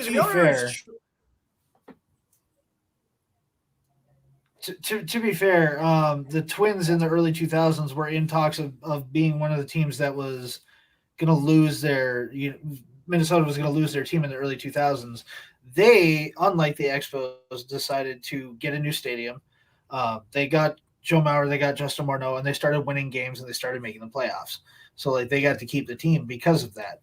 But I can tell you, like I was a preteen when that was happening, and everybody just bitched and complained about the Twins, and nobody went to the games at the Dome anymore because the Metrodome was terrible. Like that place was disgusting. No one gave a shit about the team because the team hadn't been good since '91. And so I totally get it, like as a Rays fan, but the Rays are winning. Like this is a team that just went to the World Series. You can't have so few people showing up when your team is that good. You have to get out and support them, or they will take it. That was a team. That's a team that was one bad move by the manager from possibly winning a World Series. Exactly. All right, good old Kevin Cash. But that's what I was going to say, Josh. Well, like you bring up the Twins, and I get the comparison, but you had, you needed the Twins to show you that they could win on a regular basis. The Rays are already doing that. I know. Like, Rays haven't had a bad season in years, and they still don't come. And Adrian's talking about the A's and the Vegas A's. I don't put the A's in a similar light to the Rays because the A's are more like the Twins. Like Josh said, how the Metrodome is a dump. Like the Oakland Coliseum is horrible. Like the A's have tried everything. Like we don't even want to leave the stadium. Just like help us like get the stadium fixed. And Oakland's like, no thanks, we're good. So That I don't stadium's put them in the same state of the Rays. condemned The Rays had a 3 times. stadium. It was a shit stadium from the start. Whatever. But the A's have tried to do everything to get the Coliseum up to some sort of realistic standards. Oakland doesn't want to help. So they really have no, they've got no other option but to look elsewhere. Adrian brought up Vegas. Vegas is always going to be talked about as an expansion city. I just don't like Vegas I feel far down the list when you look at, there's probably going to be, I don't think we're going to get expansion. I think we're just going to get teams that relocate, and you're only going to get 2 teams probably that are realistically going to relocate. And I feel like for Vegas to get one of those teams, you would need like 4 or 5 to not before Vegas would be an option. We're getting the A's, so. Well, no, I don't think we're getting the A's. Nashville, I think, would be the prime location for Tampa Bay if Tampa Bay was going to move. I do think that the A's should follow the Raider path and just go to Vegas. Like, I'd be fine with that too. I think the cities for those teams are a good fit. See, I'm of the belief that the A's are probably a better fit in Nashville, and that the Rays, considering they've done all the work already, are going to try and push the Montreal issue forward. Because realistically, they would need Montreal to sign off on a stadium deal in the next 2 years, because their lease with Tampa isn't up for another 5 years. So if they can get Montreal to sign off on a stadium deal in 2 that would be ready in 5, then all right, and you're not going. And Manfred would not put the halt on a move to Montreal if the stadium thing were together.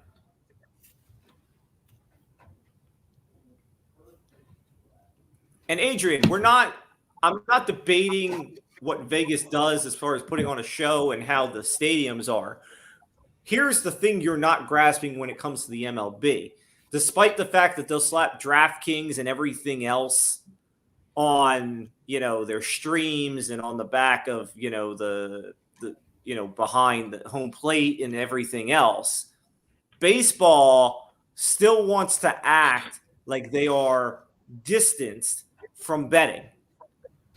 So they don't want to put a team in the middle of Gambling USA. I bet you $100 the A's come to Vegas.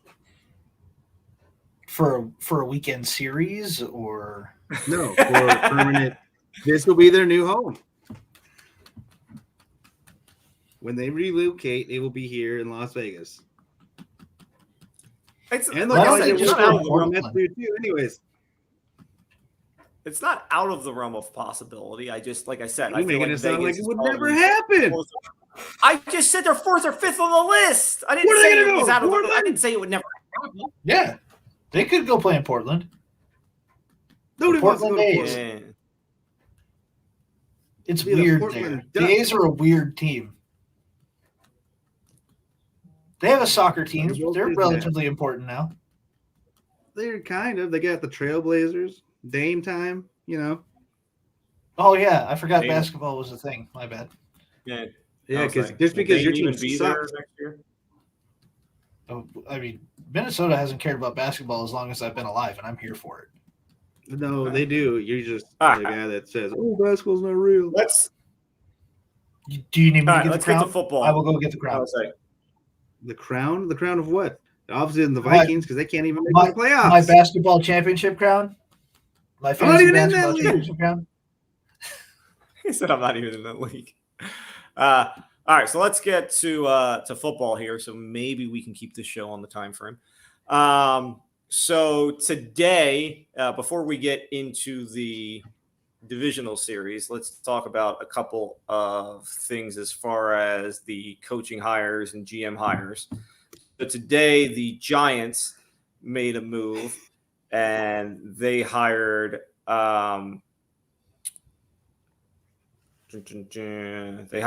the Bills assistant GM to be their general manager. And of course, with that, they're coming out with names. Joe Sean, by the way, is who I was thinking of. Couldn't think of his name. So I obviously Brian Dabble, the Bills offensive coordinator, is a big name as far as a potential head coach. Also, Rappaport says that Dan Quinn and Brian Flores are on the list to be interviewed. I also saw something earlier that said Brian Flores, wherever he gets hired, would like to bring in, Josh, you can pay attention to this one, would like to bring good old Bob on as offensive coordinator. The GOAT. Bob needs to go be the head coach of Jacksonville and stay away from Brian Flores because I want Brian Flores. To what? Jackson. Be my head coach. Jackson. Never going to happen. Yeah, he doesn't like winning. Here, you know, really. Jacksonville's head coach should be a good head coach. Very easy. Jacksonville's head coach should be very easy, and they're not making it this. When has Shad Khan made a good decision? Well, that's also true. But for all the mess that they had, was a good decision. Well, but the mess that they had this year with Urban and everything else, if you want to have any cachet with the fans that came in there dressed as clowns on the last game of the year in which you beat the Colts, you bring in Byron Leftwich. Okay, nobody will question the move. Yeah. Okay, he's a former Jaguar. He's got all kinds of cachet with the fans. It's a perfect move. It's a perfect move. That's who should be the Jaguar coach. But they said the same thing with Urban. Everybody thought Urban was going to be great in Jacksonville. No, we sat here on this show and I said, what was the over-under when he had a heart attack? Maybe. Well, I didn't. Well, first of all, I was on the over-under train as well, and I'm pretty sure I said under 6. So I was wrong, but I didn't have any faith in him. But Jacksonville faithful. Never been hired. Well, it's true too. I mean, he quits his So yeah. So while I feel like Leftwich is perfect in Jacksonville, let's switch to you, Chico, because you've got a weird one here. Okay, as far as I'm concerned, you've got your guy already in house, DeBasio, who took that team despite hit and runs and racist emails and every other thing that you got going on over there. Got them in the playoffs, and was in that game with the Bengals. Obviously didn't win, but you were competitive. Look, I was more surprised that we were competitive the whole game as opposed to how the Bengals were, just lighting it up all year on the scoreboard, that they let the Raiders stay with them through that entire game. So now there's this thing about a phantom whistle. It doesn't matter. It was over. They scored. They probably would have scored anyways if they called the play back. But we'll get to the phantom whistle here. For them to, okay.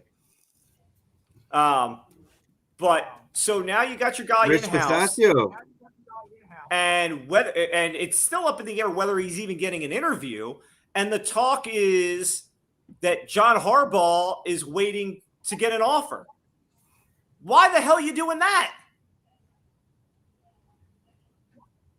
Or not John. Jim. He got his interview yesterday or the day before. They did the interview with him the other day. The word I'm hearing that with Mike Mayock, it doesn't seem that they're going to keep him.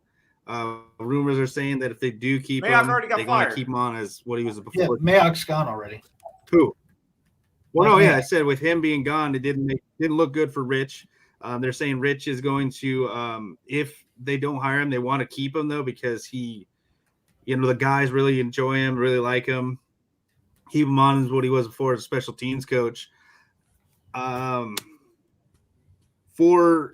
the reason why I don't think he will get the position, and I've seen it in the past, and you guys may have seen it before when they've tried this, is when you bring in an interim head coach, it doesn't really seem to work out the prior year or two after you bring him in as a full-time head coach. Because what are you doing? You're just kind of like making sure they just kind of steer the ship a bit for these last couple games until the offseason. Now, granted, like we said, he was able to turn the team, get them to start playing, got them to the playoffs. But can you continue doing that?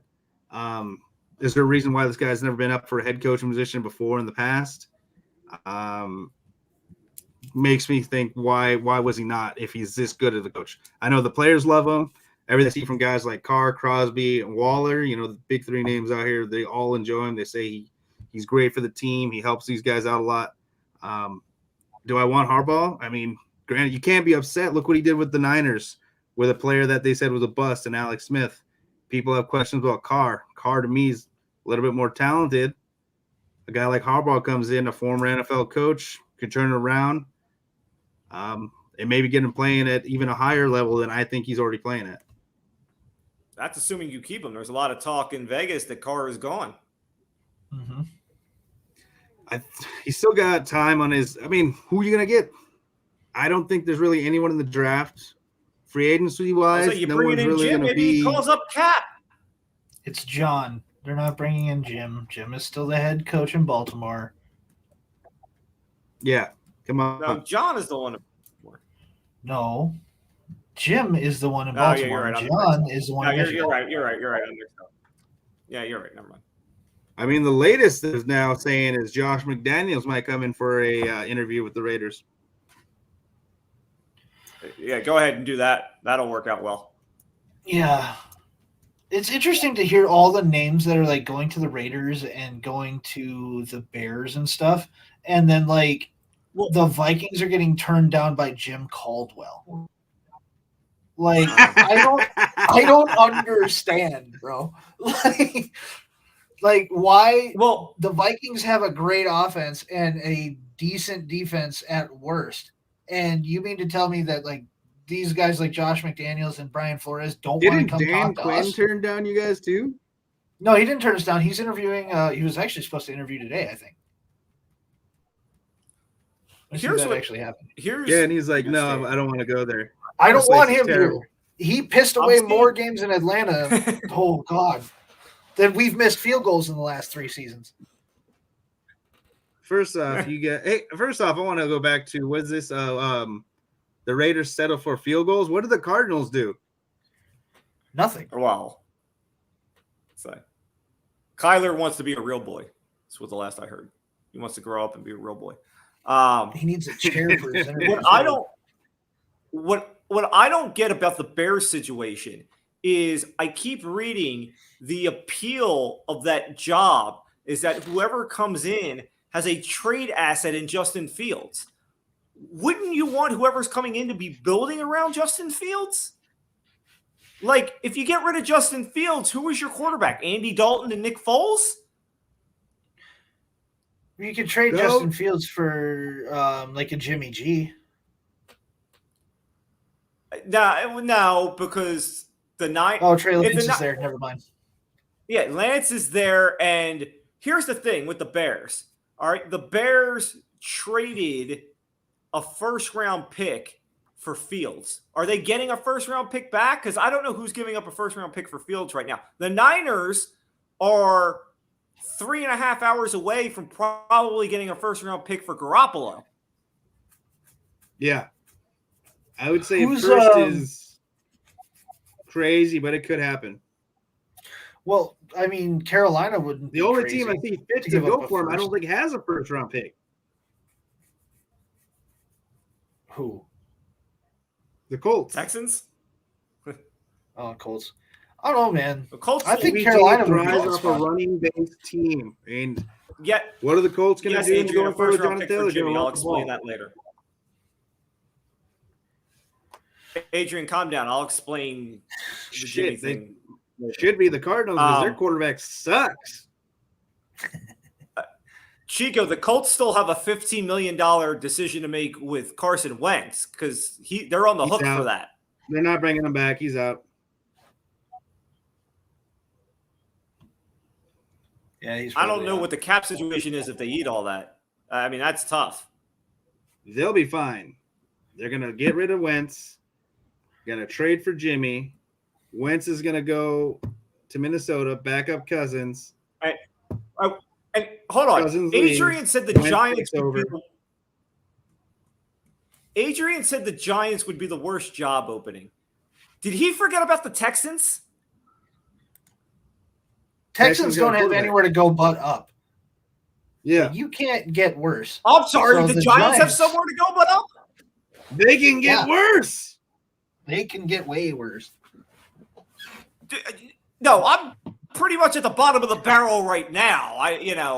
No, you You lose forget I Saquon have- Barkley permanently, and you're lower than you are right now.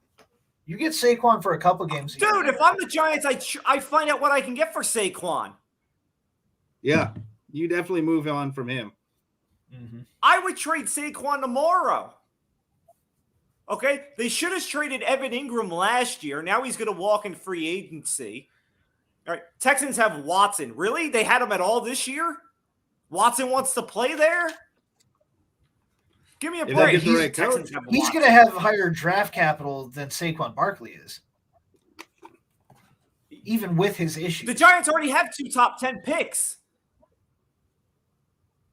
Okay, So and why not until trade the for Watson, No, my point is what, for the Giants? Yeah. Because the Giants are not a quarterback away from winning. They are an entire everything. And as far as Watson, I'm sorry, what is Watson's trade value right now? It's still in the first rounds. More No. than Miami I'm can not, do. I'm not saying what the Texans are asking for. I'm saying what are they realistically get? Because no, it's not first rounds. It might be a first rounder. It's not multiple. It's 2. Not today. I would say 2. Yeah, I think The 2 Giants be would fair do for it. Watson. Somebody offered 2, the Texans would have taken it. But they want 2 more. first. Nobody offered 2 first. That's because they No, want but 2 I'm first saying- this year. Until Goodell puts his stamp on something as far as the legal thing with Watson and Watson's eligibility as far as stepping on the field, nobody is paying anything. Miami never offered 3, Adrian. Stop. That report was 3 shot total, down not immediately 3 after it firsts. went out.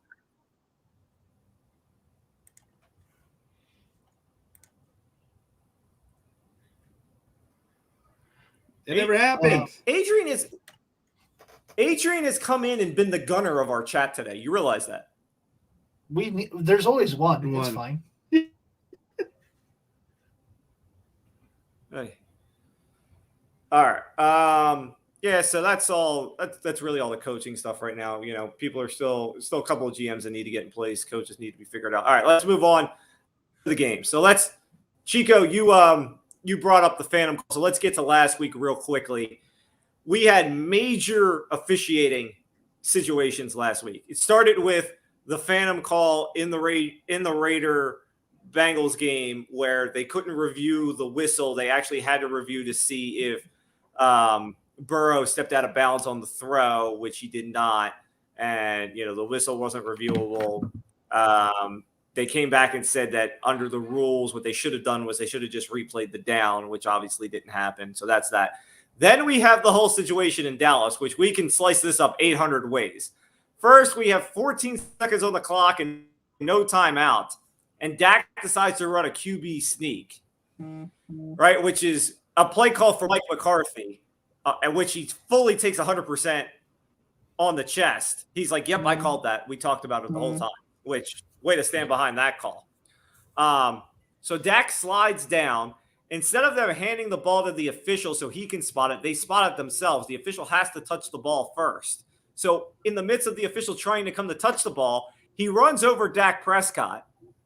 In the process of Dak getting up to try and snap it, the timer runs out. Dallas never gets a chance to spike the ball, and Dallas loses. And then in the Monday night game, we had a replay call down a review. They changed the call. Then we had a review of the replay review in which the replay review got reversed. What the hell is happening? Like, these are the times that we should, like, you should have your best officials on the field to have, like, to avoid any major issues. Like a small issue here or there, like that's going to happen in every game. That's fine. But these are major issues happening on the biggest stage that the NFL has. And we had it in half the games this past weekend. It's a bad look.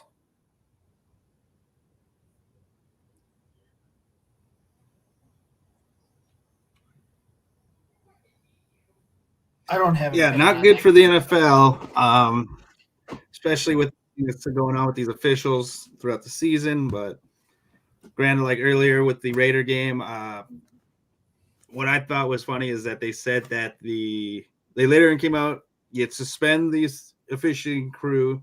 They can't officiate the rest of the playoffs. Then they come out and say, oh, the play was right. So if it was right, why are they suspended? And then later on, they say it didn't matter. This was blown after the ball. You can hear you ball in the air, a whistle's blown, then he catches it. It's bad on both the refs and the NFL. It looks like they're trying to cover up the bad officiating. But they just got to tighten it up. They got to get better. Maybe I don't want to sound ageist or whatever, but I get they want guys with experience. But some of these guys are a little old. Like, I don't know if they can keep up with these players, the running up and down the field, the eyesight, all that. So maybe looking to getting some younger referees out there. Or how about full-time referees? How about guys that aren't lawyers and doctors, for their actual It's because jobs? the NFL doesn't want to pay them. Well, the NFL should pay them when they do their job a properly. union possibly. That's then you got a referee PA you going on. Now we don't have refs like we did a few years ago with the Fail Mary. Yeah, but did the college refs really do any worse than the regular refs? I mean, honestly. I want to say they did bad enough where we thought, geez, we need these other refs back. Now we're for like a week. I was going to say, no, the problem. Yeah, the problem but I that have one with play college stays in officiating, everyone's mind forever. I was saying the problem I have with college officiating isn't so much the refs; it's the rules that they officiate under. Like the ejections, I hate. Like, you have to figure out what is, helmet to helmet, and then, was their intent, and all this. Like, I hate the way college is officiated. So I don't blame the officials. I mean, yeah, the officials make mistakes, but a lot of the egregious stuff is just based on how they're, what's called down to them. It's not actually on the field calls. So no, I don't look at college refs the same way as I do NFL refs.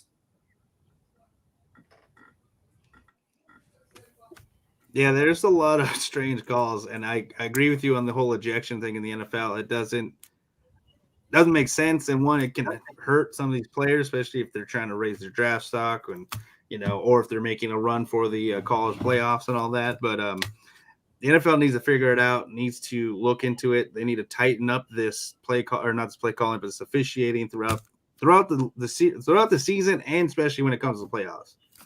Like, these aren't, hey, we lose one game, we got 18 more to whatever. This is one and done out here. All right, so let's get to the games. The first game is tomorrow at 4:30 Eastern. Bengals and Titans. Bengals obviously coming off the win against the Raiders.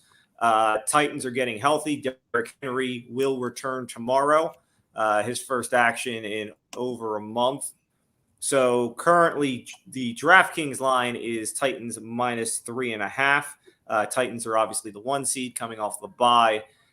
So we've got that. Tomorrow night, is Niners and Packers. Niners are plus 5.5 on DraftKings. Niners beat the Packers earlier this year. Aaron Rodgers in his career against San Francisco in the playoffs, 0-3. Jimmy G in games under 25 degrees, 1-2. And as Josh and me talked about at the beginning of the show, it will be negative tomorrow night in Green Bay. On Sunday at 3:00, Rams and Bucks. Bucks are currently 2.5-point favorites. The Rams beat the Bucks in week 3. Teams that have beaten Tom Brady in the regular season and then faced him in the postseason are 500 in his career. Bucks for the first time are dealing with offensive line problems. Tristan Wirfs is out. Another one is questionable, and that is really the backbone of Brady.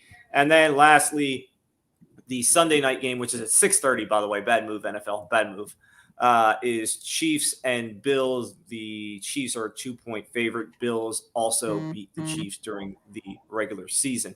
So before we get to picks, I'll let you guys kind of pick a game, pick whatever game you want and talk about it. Like I said, the Bucks have offensive line issues. The Niners were a little banged up, but they seem to be good to go. Fred Warner not on the injury report, and they also said that Nick Bosa is trending toward clearing concussion protocol and playing as well.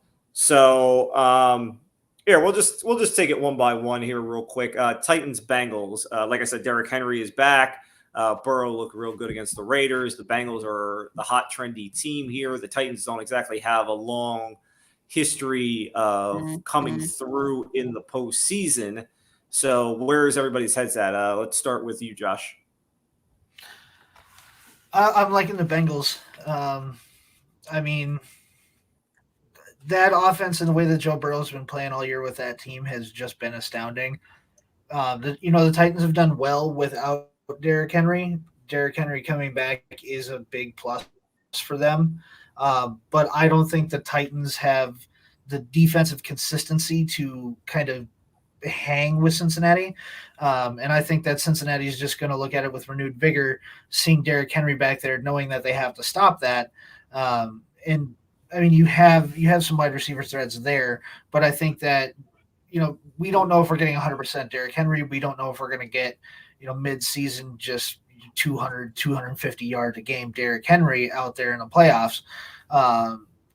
We don't know. I think the Bengals are the safe bet here. I like them in this game. I think that they win by at least a field goal, maybe a full touchdown, if not more. I like the Titans. I like Coach Vrabel. I think the Titans are a great team, but this is the Bengals game to lose. I think that they've got the momentum, and I think that'll carry them into the championship game. So, do you want to take the 3.5, or you want to take the money line? I would take the money line. Honestly, I'd take either one. To be honest with you, plus 155 on the money line for the Bengals. Chico, your thoughts? Yeah, give me that.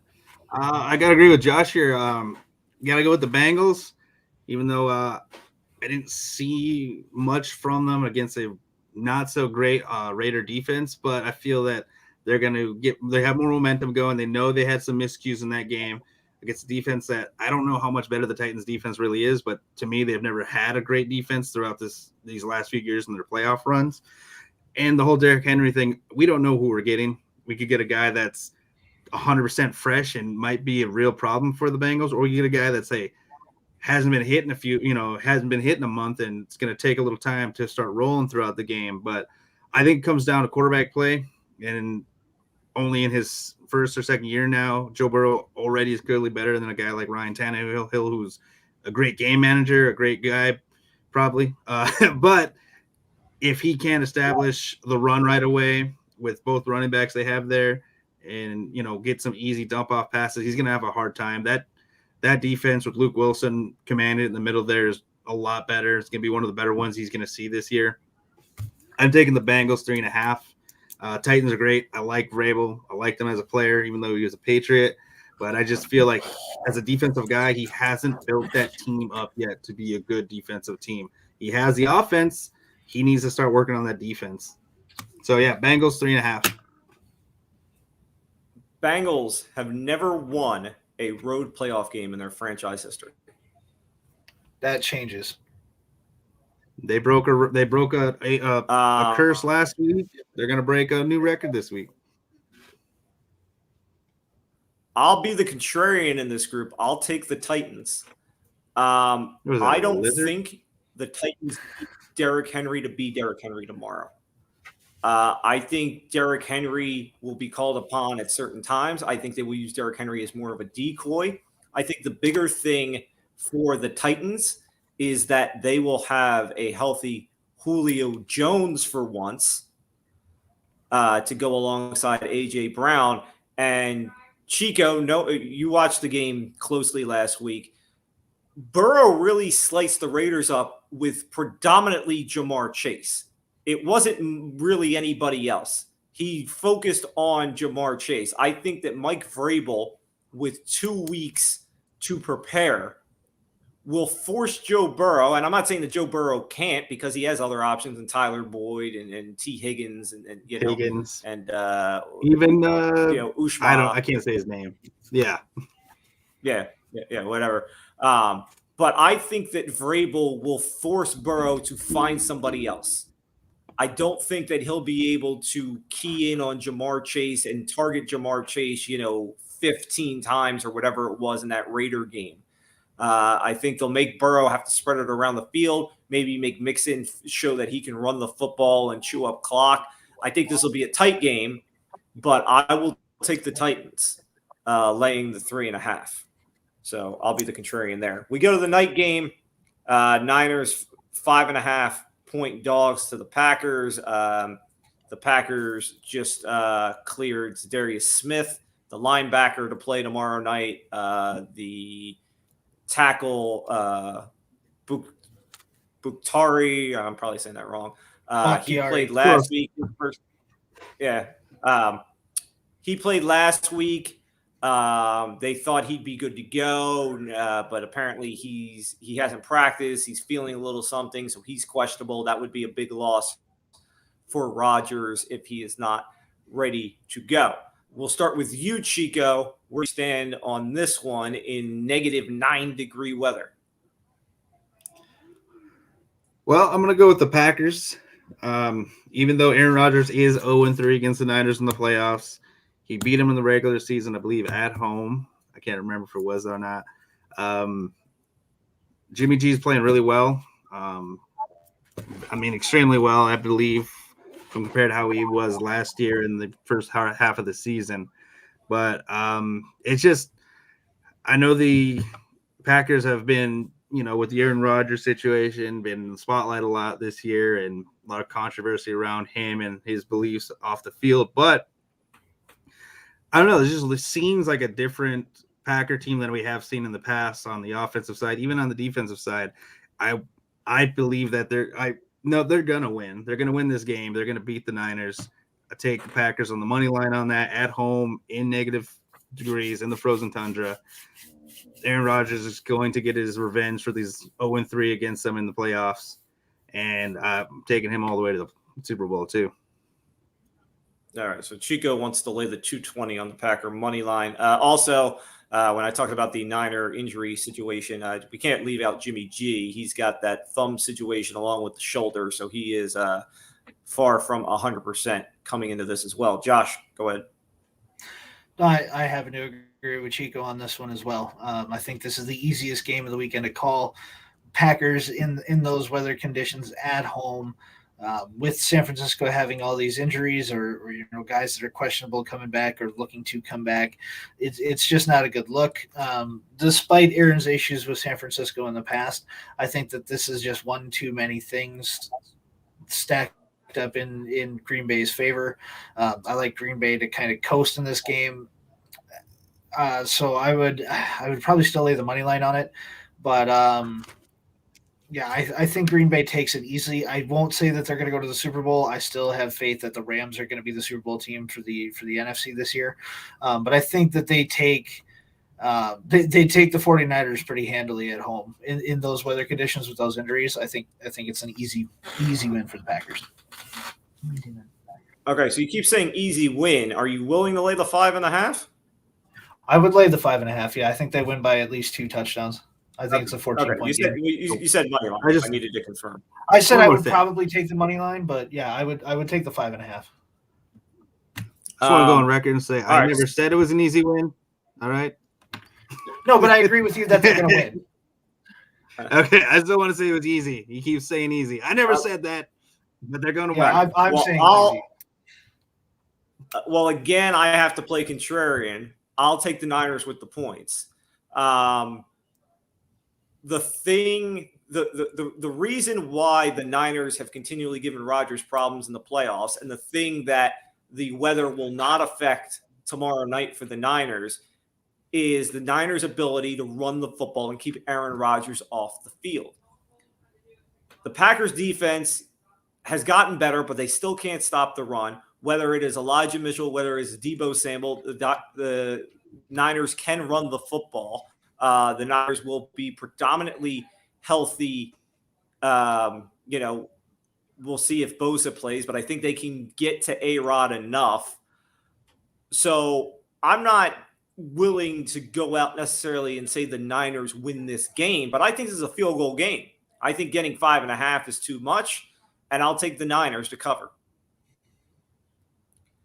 Move to Sunday. The first game is the game that Josh alluded to, the Rams and the Bucks. Like I said, right now, Bucks are -2.5 on DraftKings.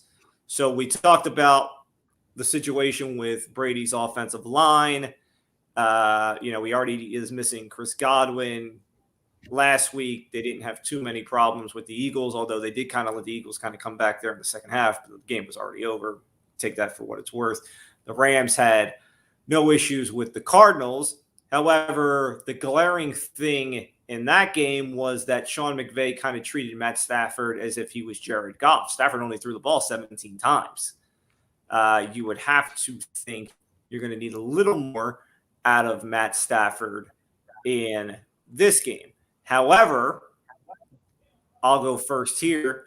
I'll take the Rams, and I'll take the money line at +125. I think the offensive line issues for Brady are a major problem. I think, somebody might be quick to say, well, Whitworth isn't playing for the Rams either. And that is true, but I don't think the offensive line for Stafford is as big of an issue as it is for Brady. I mean, when Brady got there, they drafted worse. They built that offensive line to cover Brady. If Brady doesn't feel good with that offensive line, it will cause problems. I'm sure Leftwich and Brady have come up with plans here to try and get the ball out quick, but I feel like Aaron Donald will be in Brady's face all day. I feel like Brady will be harassed, which is always the key to getting to beating Brady. And I feel like this will be the injuries will be a little too much in this situation for Brady to overcome. So I'll take the Rams. Josh, I feel like you're already on the Rams based off of your Super Bowl statement. I am, yes. And I'm going to go ahead and make another prediction within this game. I think that Brady decides to retire after the third sack from Aaron Donald on Sunday. I think that the pressure is going to be just too much for TB12 to handle. I think he's going to finally say, you know what, I'm Murtaugh. I'm too old for this shit. I think he's finally going to tap. And also, I want nothing more than to see Matt Stafford win a Super Bowl with a non-Detroit Lions team, just as another, fuck you to that franchise. So I think it's going to be close. I don't think I think both teams are going to have to work pretty hard to score points in this game. I think that the Rams are just a little bit healthier. I think that they just have a little bit better roster. Antonio Brown, as much as we all give him shit for the terrible human being that he is and his antics just being ridiculous, losing him is hurtful for Tom. I mean, you still have Mike Evans there. You still have Gronk, but AB was a big part of that offense and was a big focal point for any defense that goes out there. So losing him, I think, hurts. Brady finally having offensive line issues with Aaron Donald staring him in the face is not helpful. You still got Von Miller, who can bring pressure all day, even at his age. So it's not looking good. If Brady finds a way to win this game, then I'll say the Bucs will win the Super Bowl. But I still like the Rams and Matt Stafford to win this game and to go all the way to the Super Bowl. But if Brady wins this, there's no stopping Brady. I don't think there's another team with a defense good enough to stop Brady this year. So, yeah, I think the Rams win it, but it's going to be close. This is a tough one to call, but I'm sticking with the Rams because I've been on them since week 1. Chico, you going to play contrarian? No. Do have one question, though. Does he retire immediately after the third sack? Or after the game? That's when he makes the decision. He'll retire after the game. The way you made it sounds like, yeah, I'm done. I'm out. What do you mean? Yep, he's going to pull an Antonio Brown. He's going to take his jersey off. He's going to take his pads off, and he's just going to run out deuces mid-game. No, but I agree. The defense that he's going up against is going to be far more superior than anything he's seen throughout the season or these playoffs. Well, this will be his first game, right? Yeah. No, second game. Anyways, you have Aaron Donald coming up the middle. You got Von Miller coming off the edge. You're going to have to throw to one side of the field because you got Jalen Ramsey on the other. For some reason, Eric Weddle came back, but I don't think he can play. But, yeah, I'm taking the Rams. I have them at +3. I was going to put them on. I have to see what the money line is. I might just take that. But I do see the Rams playing the Packers in the NFC, and we get to see the old gunslinger go up against Aaron Rodgers one more time. But the Packers go all the way. All right. And are we forgetting that Cam Akers is back too? Which again, yes, Cam Akers played last week in that Cardinal game, and he looked good. Had, I think 100 yards combined, like 54 rushing, 40 catching. So they're easing him back in. But again, strong. In that Cardinal game, they really didn't need him. They didn't really need him a whole lot. That game was pretty. That was. Over they could have played with an entire. They could probably throw in anybody in that game because the Cardinals suck.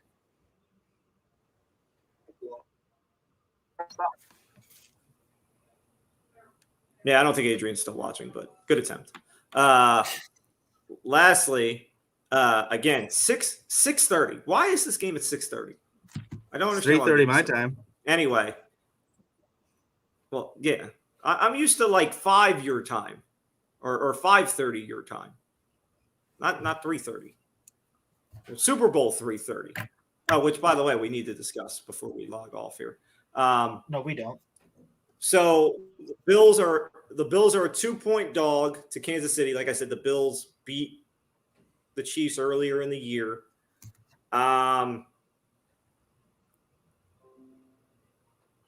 Chico, who are you going with?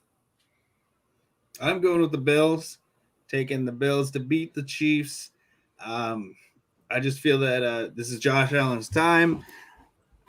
That defense that KC has is not as good as it appears. They've always been struggling throughout the year. They have to rely on the offense to keep them in games. That Bills defense is a lot better than people are seeing, and I just feel that they're going to have a hard time stopping Josh Allen. Once he gets rolling, it's hard for him. It's hard to get him off a rhythm, regardless if he's throwing or running it. And I want to say this game helps him get the MVP, like I predicted.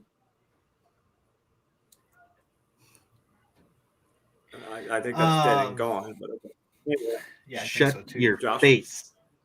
I mean, Matt Stafford's clearly getting MVP, so we already know that you're wrong. It's your boy Aaron Rodgers. He ain't my boy. I don't know that man. His mustache is stupid. Let me see here. I want to agree with you and take the Bills, but I don't, because I honestly believe that Patty Mahomes and the Chiefs are going to find a way to win this game. The defense hasn't looked great at all this year, but the Bills also beat the Chiefs in the heart of the worst part of the Chiefs' schedule early on.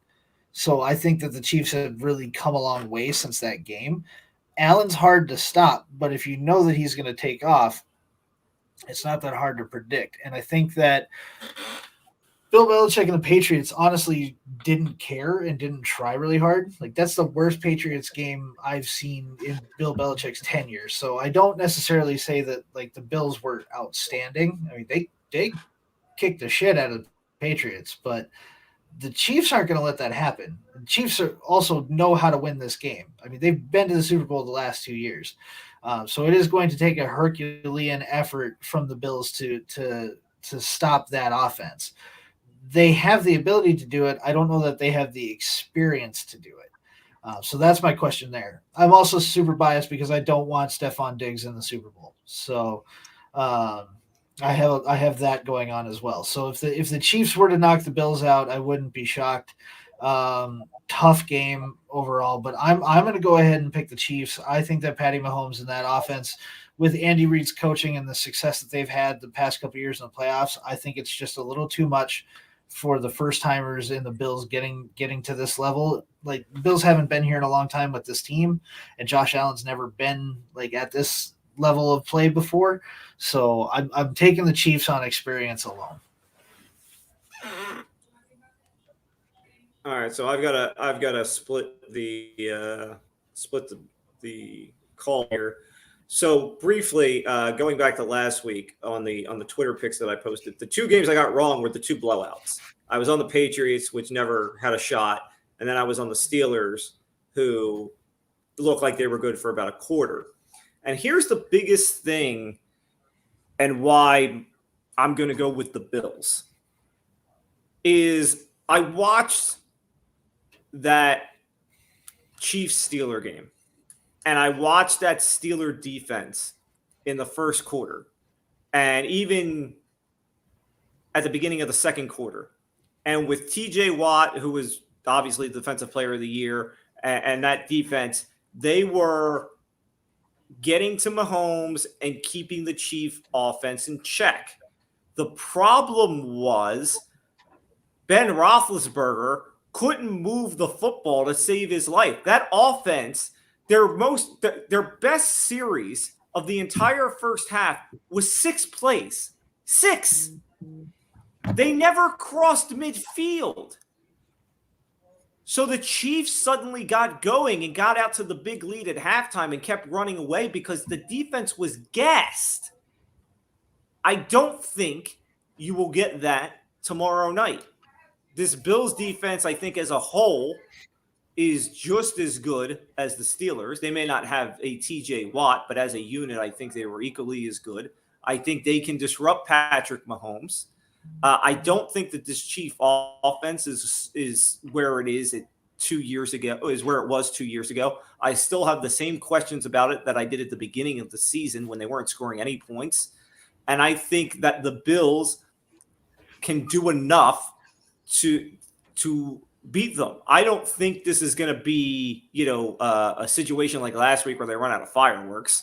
I don't think that these teams are going to, put up 80 combined points or something like that. But I think that the Bills can keep Mahomes in check enough. Allen can do enough, and the Bills win this football game. Not to mention, can we get confirmation? Is Fitzpatrick gonna travel to Kansas City and go shirtless with Bills Mafia? 100%. Like, I need that. Yeah, I think that's happening. You guys see him on the sideline, headset on, no shirt, full beard. Who knows? Might as well make him part of the coaching staff, or just like a mascot of some sort, a moral support mascot. To recap, Josh and Chico were on the Bengals. I'm on the Titans. Josh and Chico are on the Packers. I am on the Niners. The three of us are betting against Brady. That's horrible news.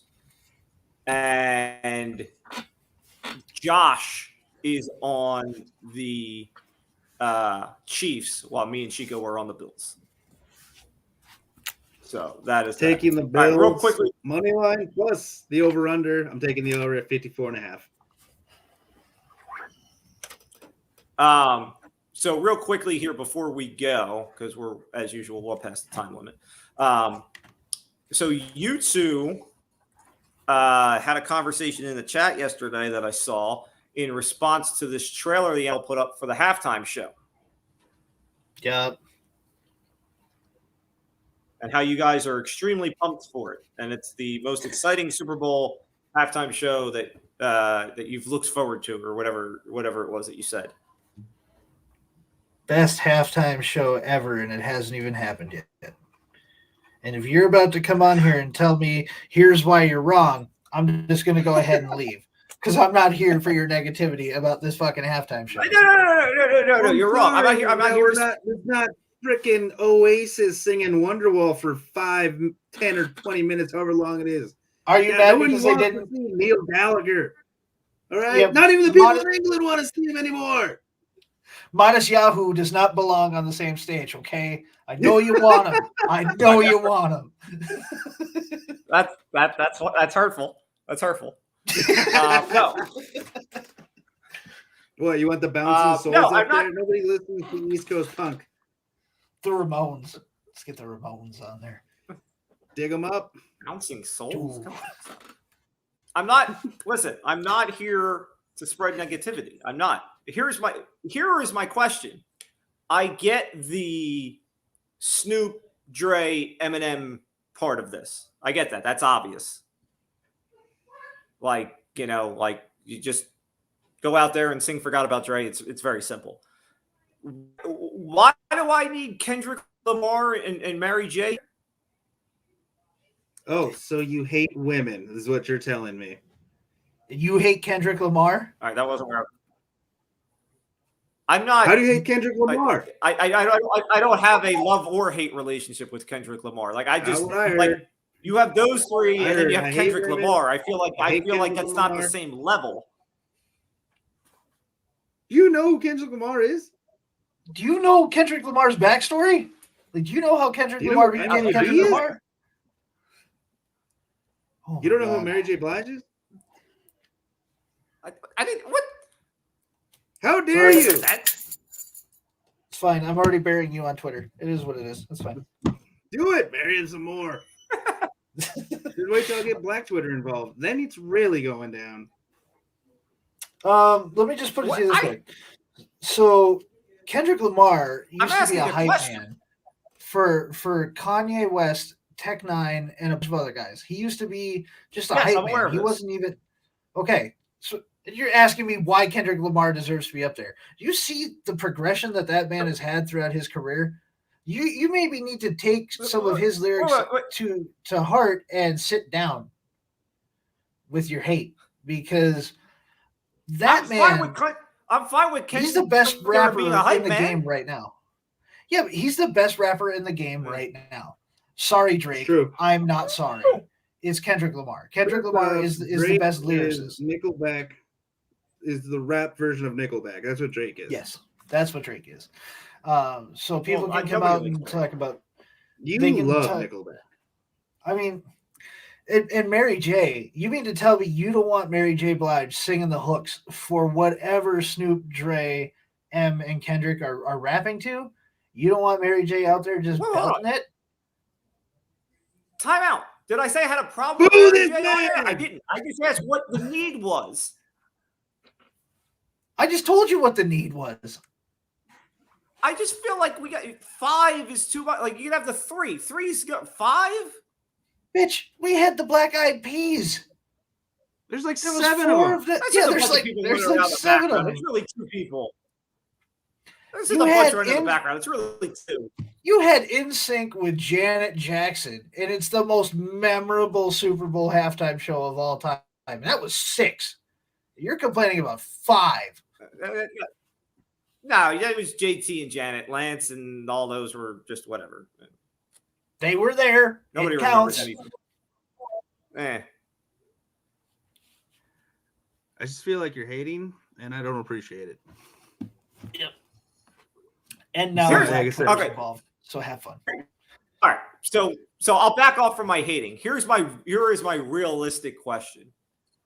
Okay, whether it is Dre, whether it's Snoop, whether it's Eminem, you want to go Kendrick Lamar, fine, whoever.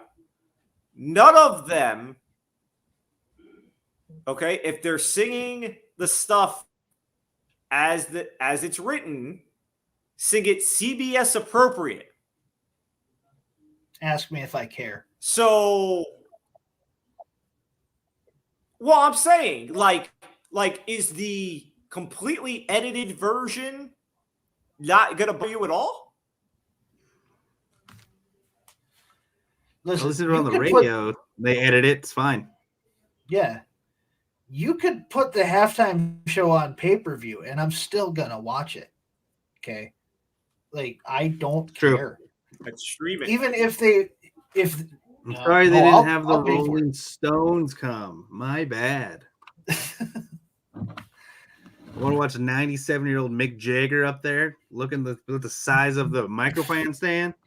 Dan wants just a bunch Chico, of greasy fucking... you keep throwing people at me like one of these is somebody I would say, yes, I want that as a Super Bowl show. You haven't hit on one. You've said yes to all of them. Hold on. I've got Dan's perfect Super Bowl lineup. Hold on. I got it here somewhere. What is it? Is it Cold singing Stupid Girl for 10 minutes? Yes. Oh, God. No, who was it? It was Joey Jordison, Zach Wilde, and a couple other old dirty bastards that no one cares about. I don't know where it went. I had the list. The special appearance by Rob Zombie. Yeah, just a bunch of old rocker dudes that don't shower. That's Dan's perfect Super Bowl. Primus will do the before and after Super Bowl performances. Oh, Jesus. Oh, God. You're not going to win this one, Dan. Nope. All I did was come in asking questions, and you guys took it as I'm spreading hate. I wasn't spreading hate. And his question was the most offensive question you could ask.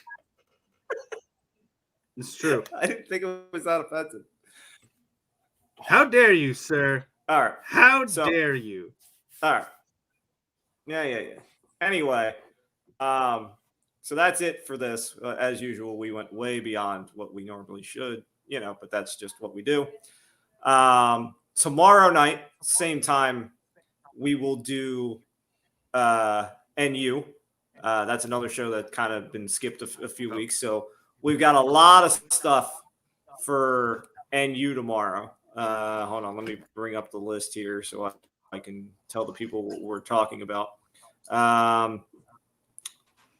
So Xbox or I should say Microsoft, whatever you want to call it, Microsoft just bought Activision and Blizzard for $68.7 billion. So we'll talk about that. I was going to say, The Eternals is on Disney Plus. That is supposedly part of the MCU. I'll discuss that. Me and Josh will talk about the ending of Dexter and Laboratory? How that went down. No, not Dexter's Laboratory. Love that show. Peacemaker now has 4 episodes out. So if you haven't gotten around to that, I suggest skip that portion of tomorrow's show because we'll talk about that. And also, Batman details have come out. It's going to be just around 3 hours, and the rating is PG-13, our reaction to that. And also, I am going to have a DC rant about how I hate them and they have ruined everything. And I put no more faith in anything that they do. And also a lot of Doctor Strange rumors that will not connect to Spidey. So you're still safe on the Spidey thing. That's right. The spoilers hit me. Chico, you're the one that told me to shut up about everything Spidey. So don't boo. I haven't watched it yet, so don't talk about it. Why Spidey even mention the name? Don't even say Spider-Man. So, like I said, a lot of Doctor Strange talk tomorrow. So all that, maybe we'll add in a couple more. But that's the show tomorrow. That's it for tonight. So So until then, adios.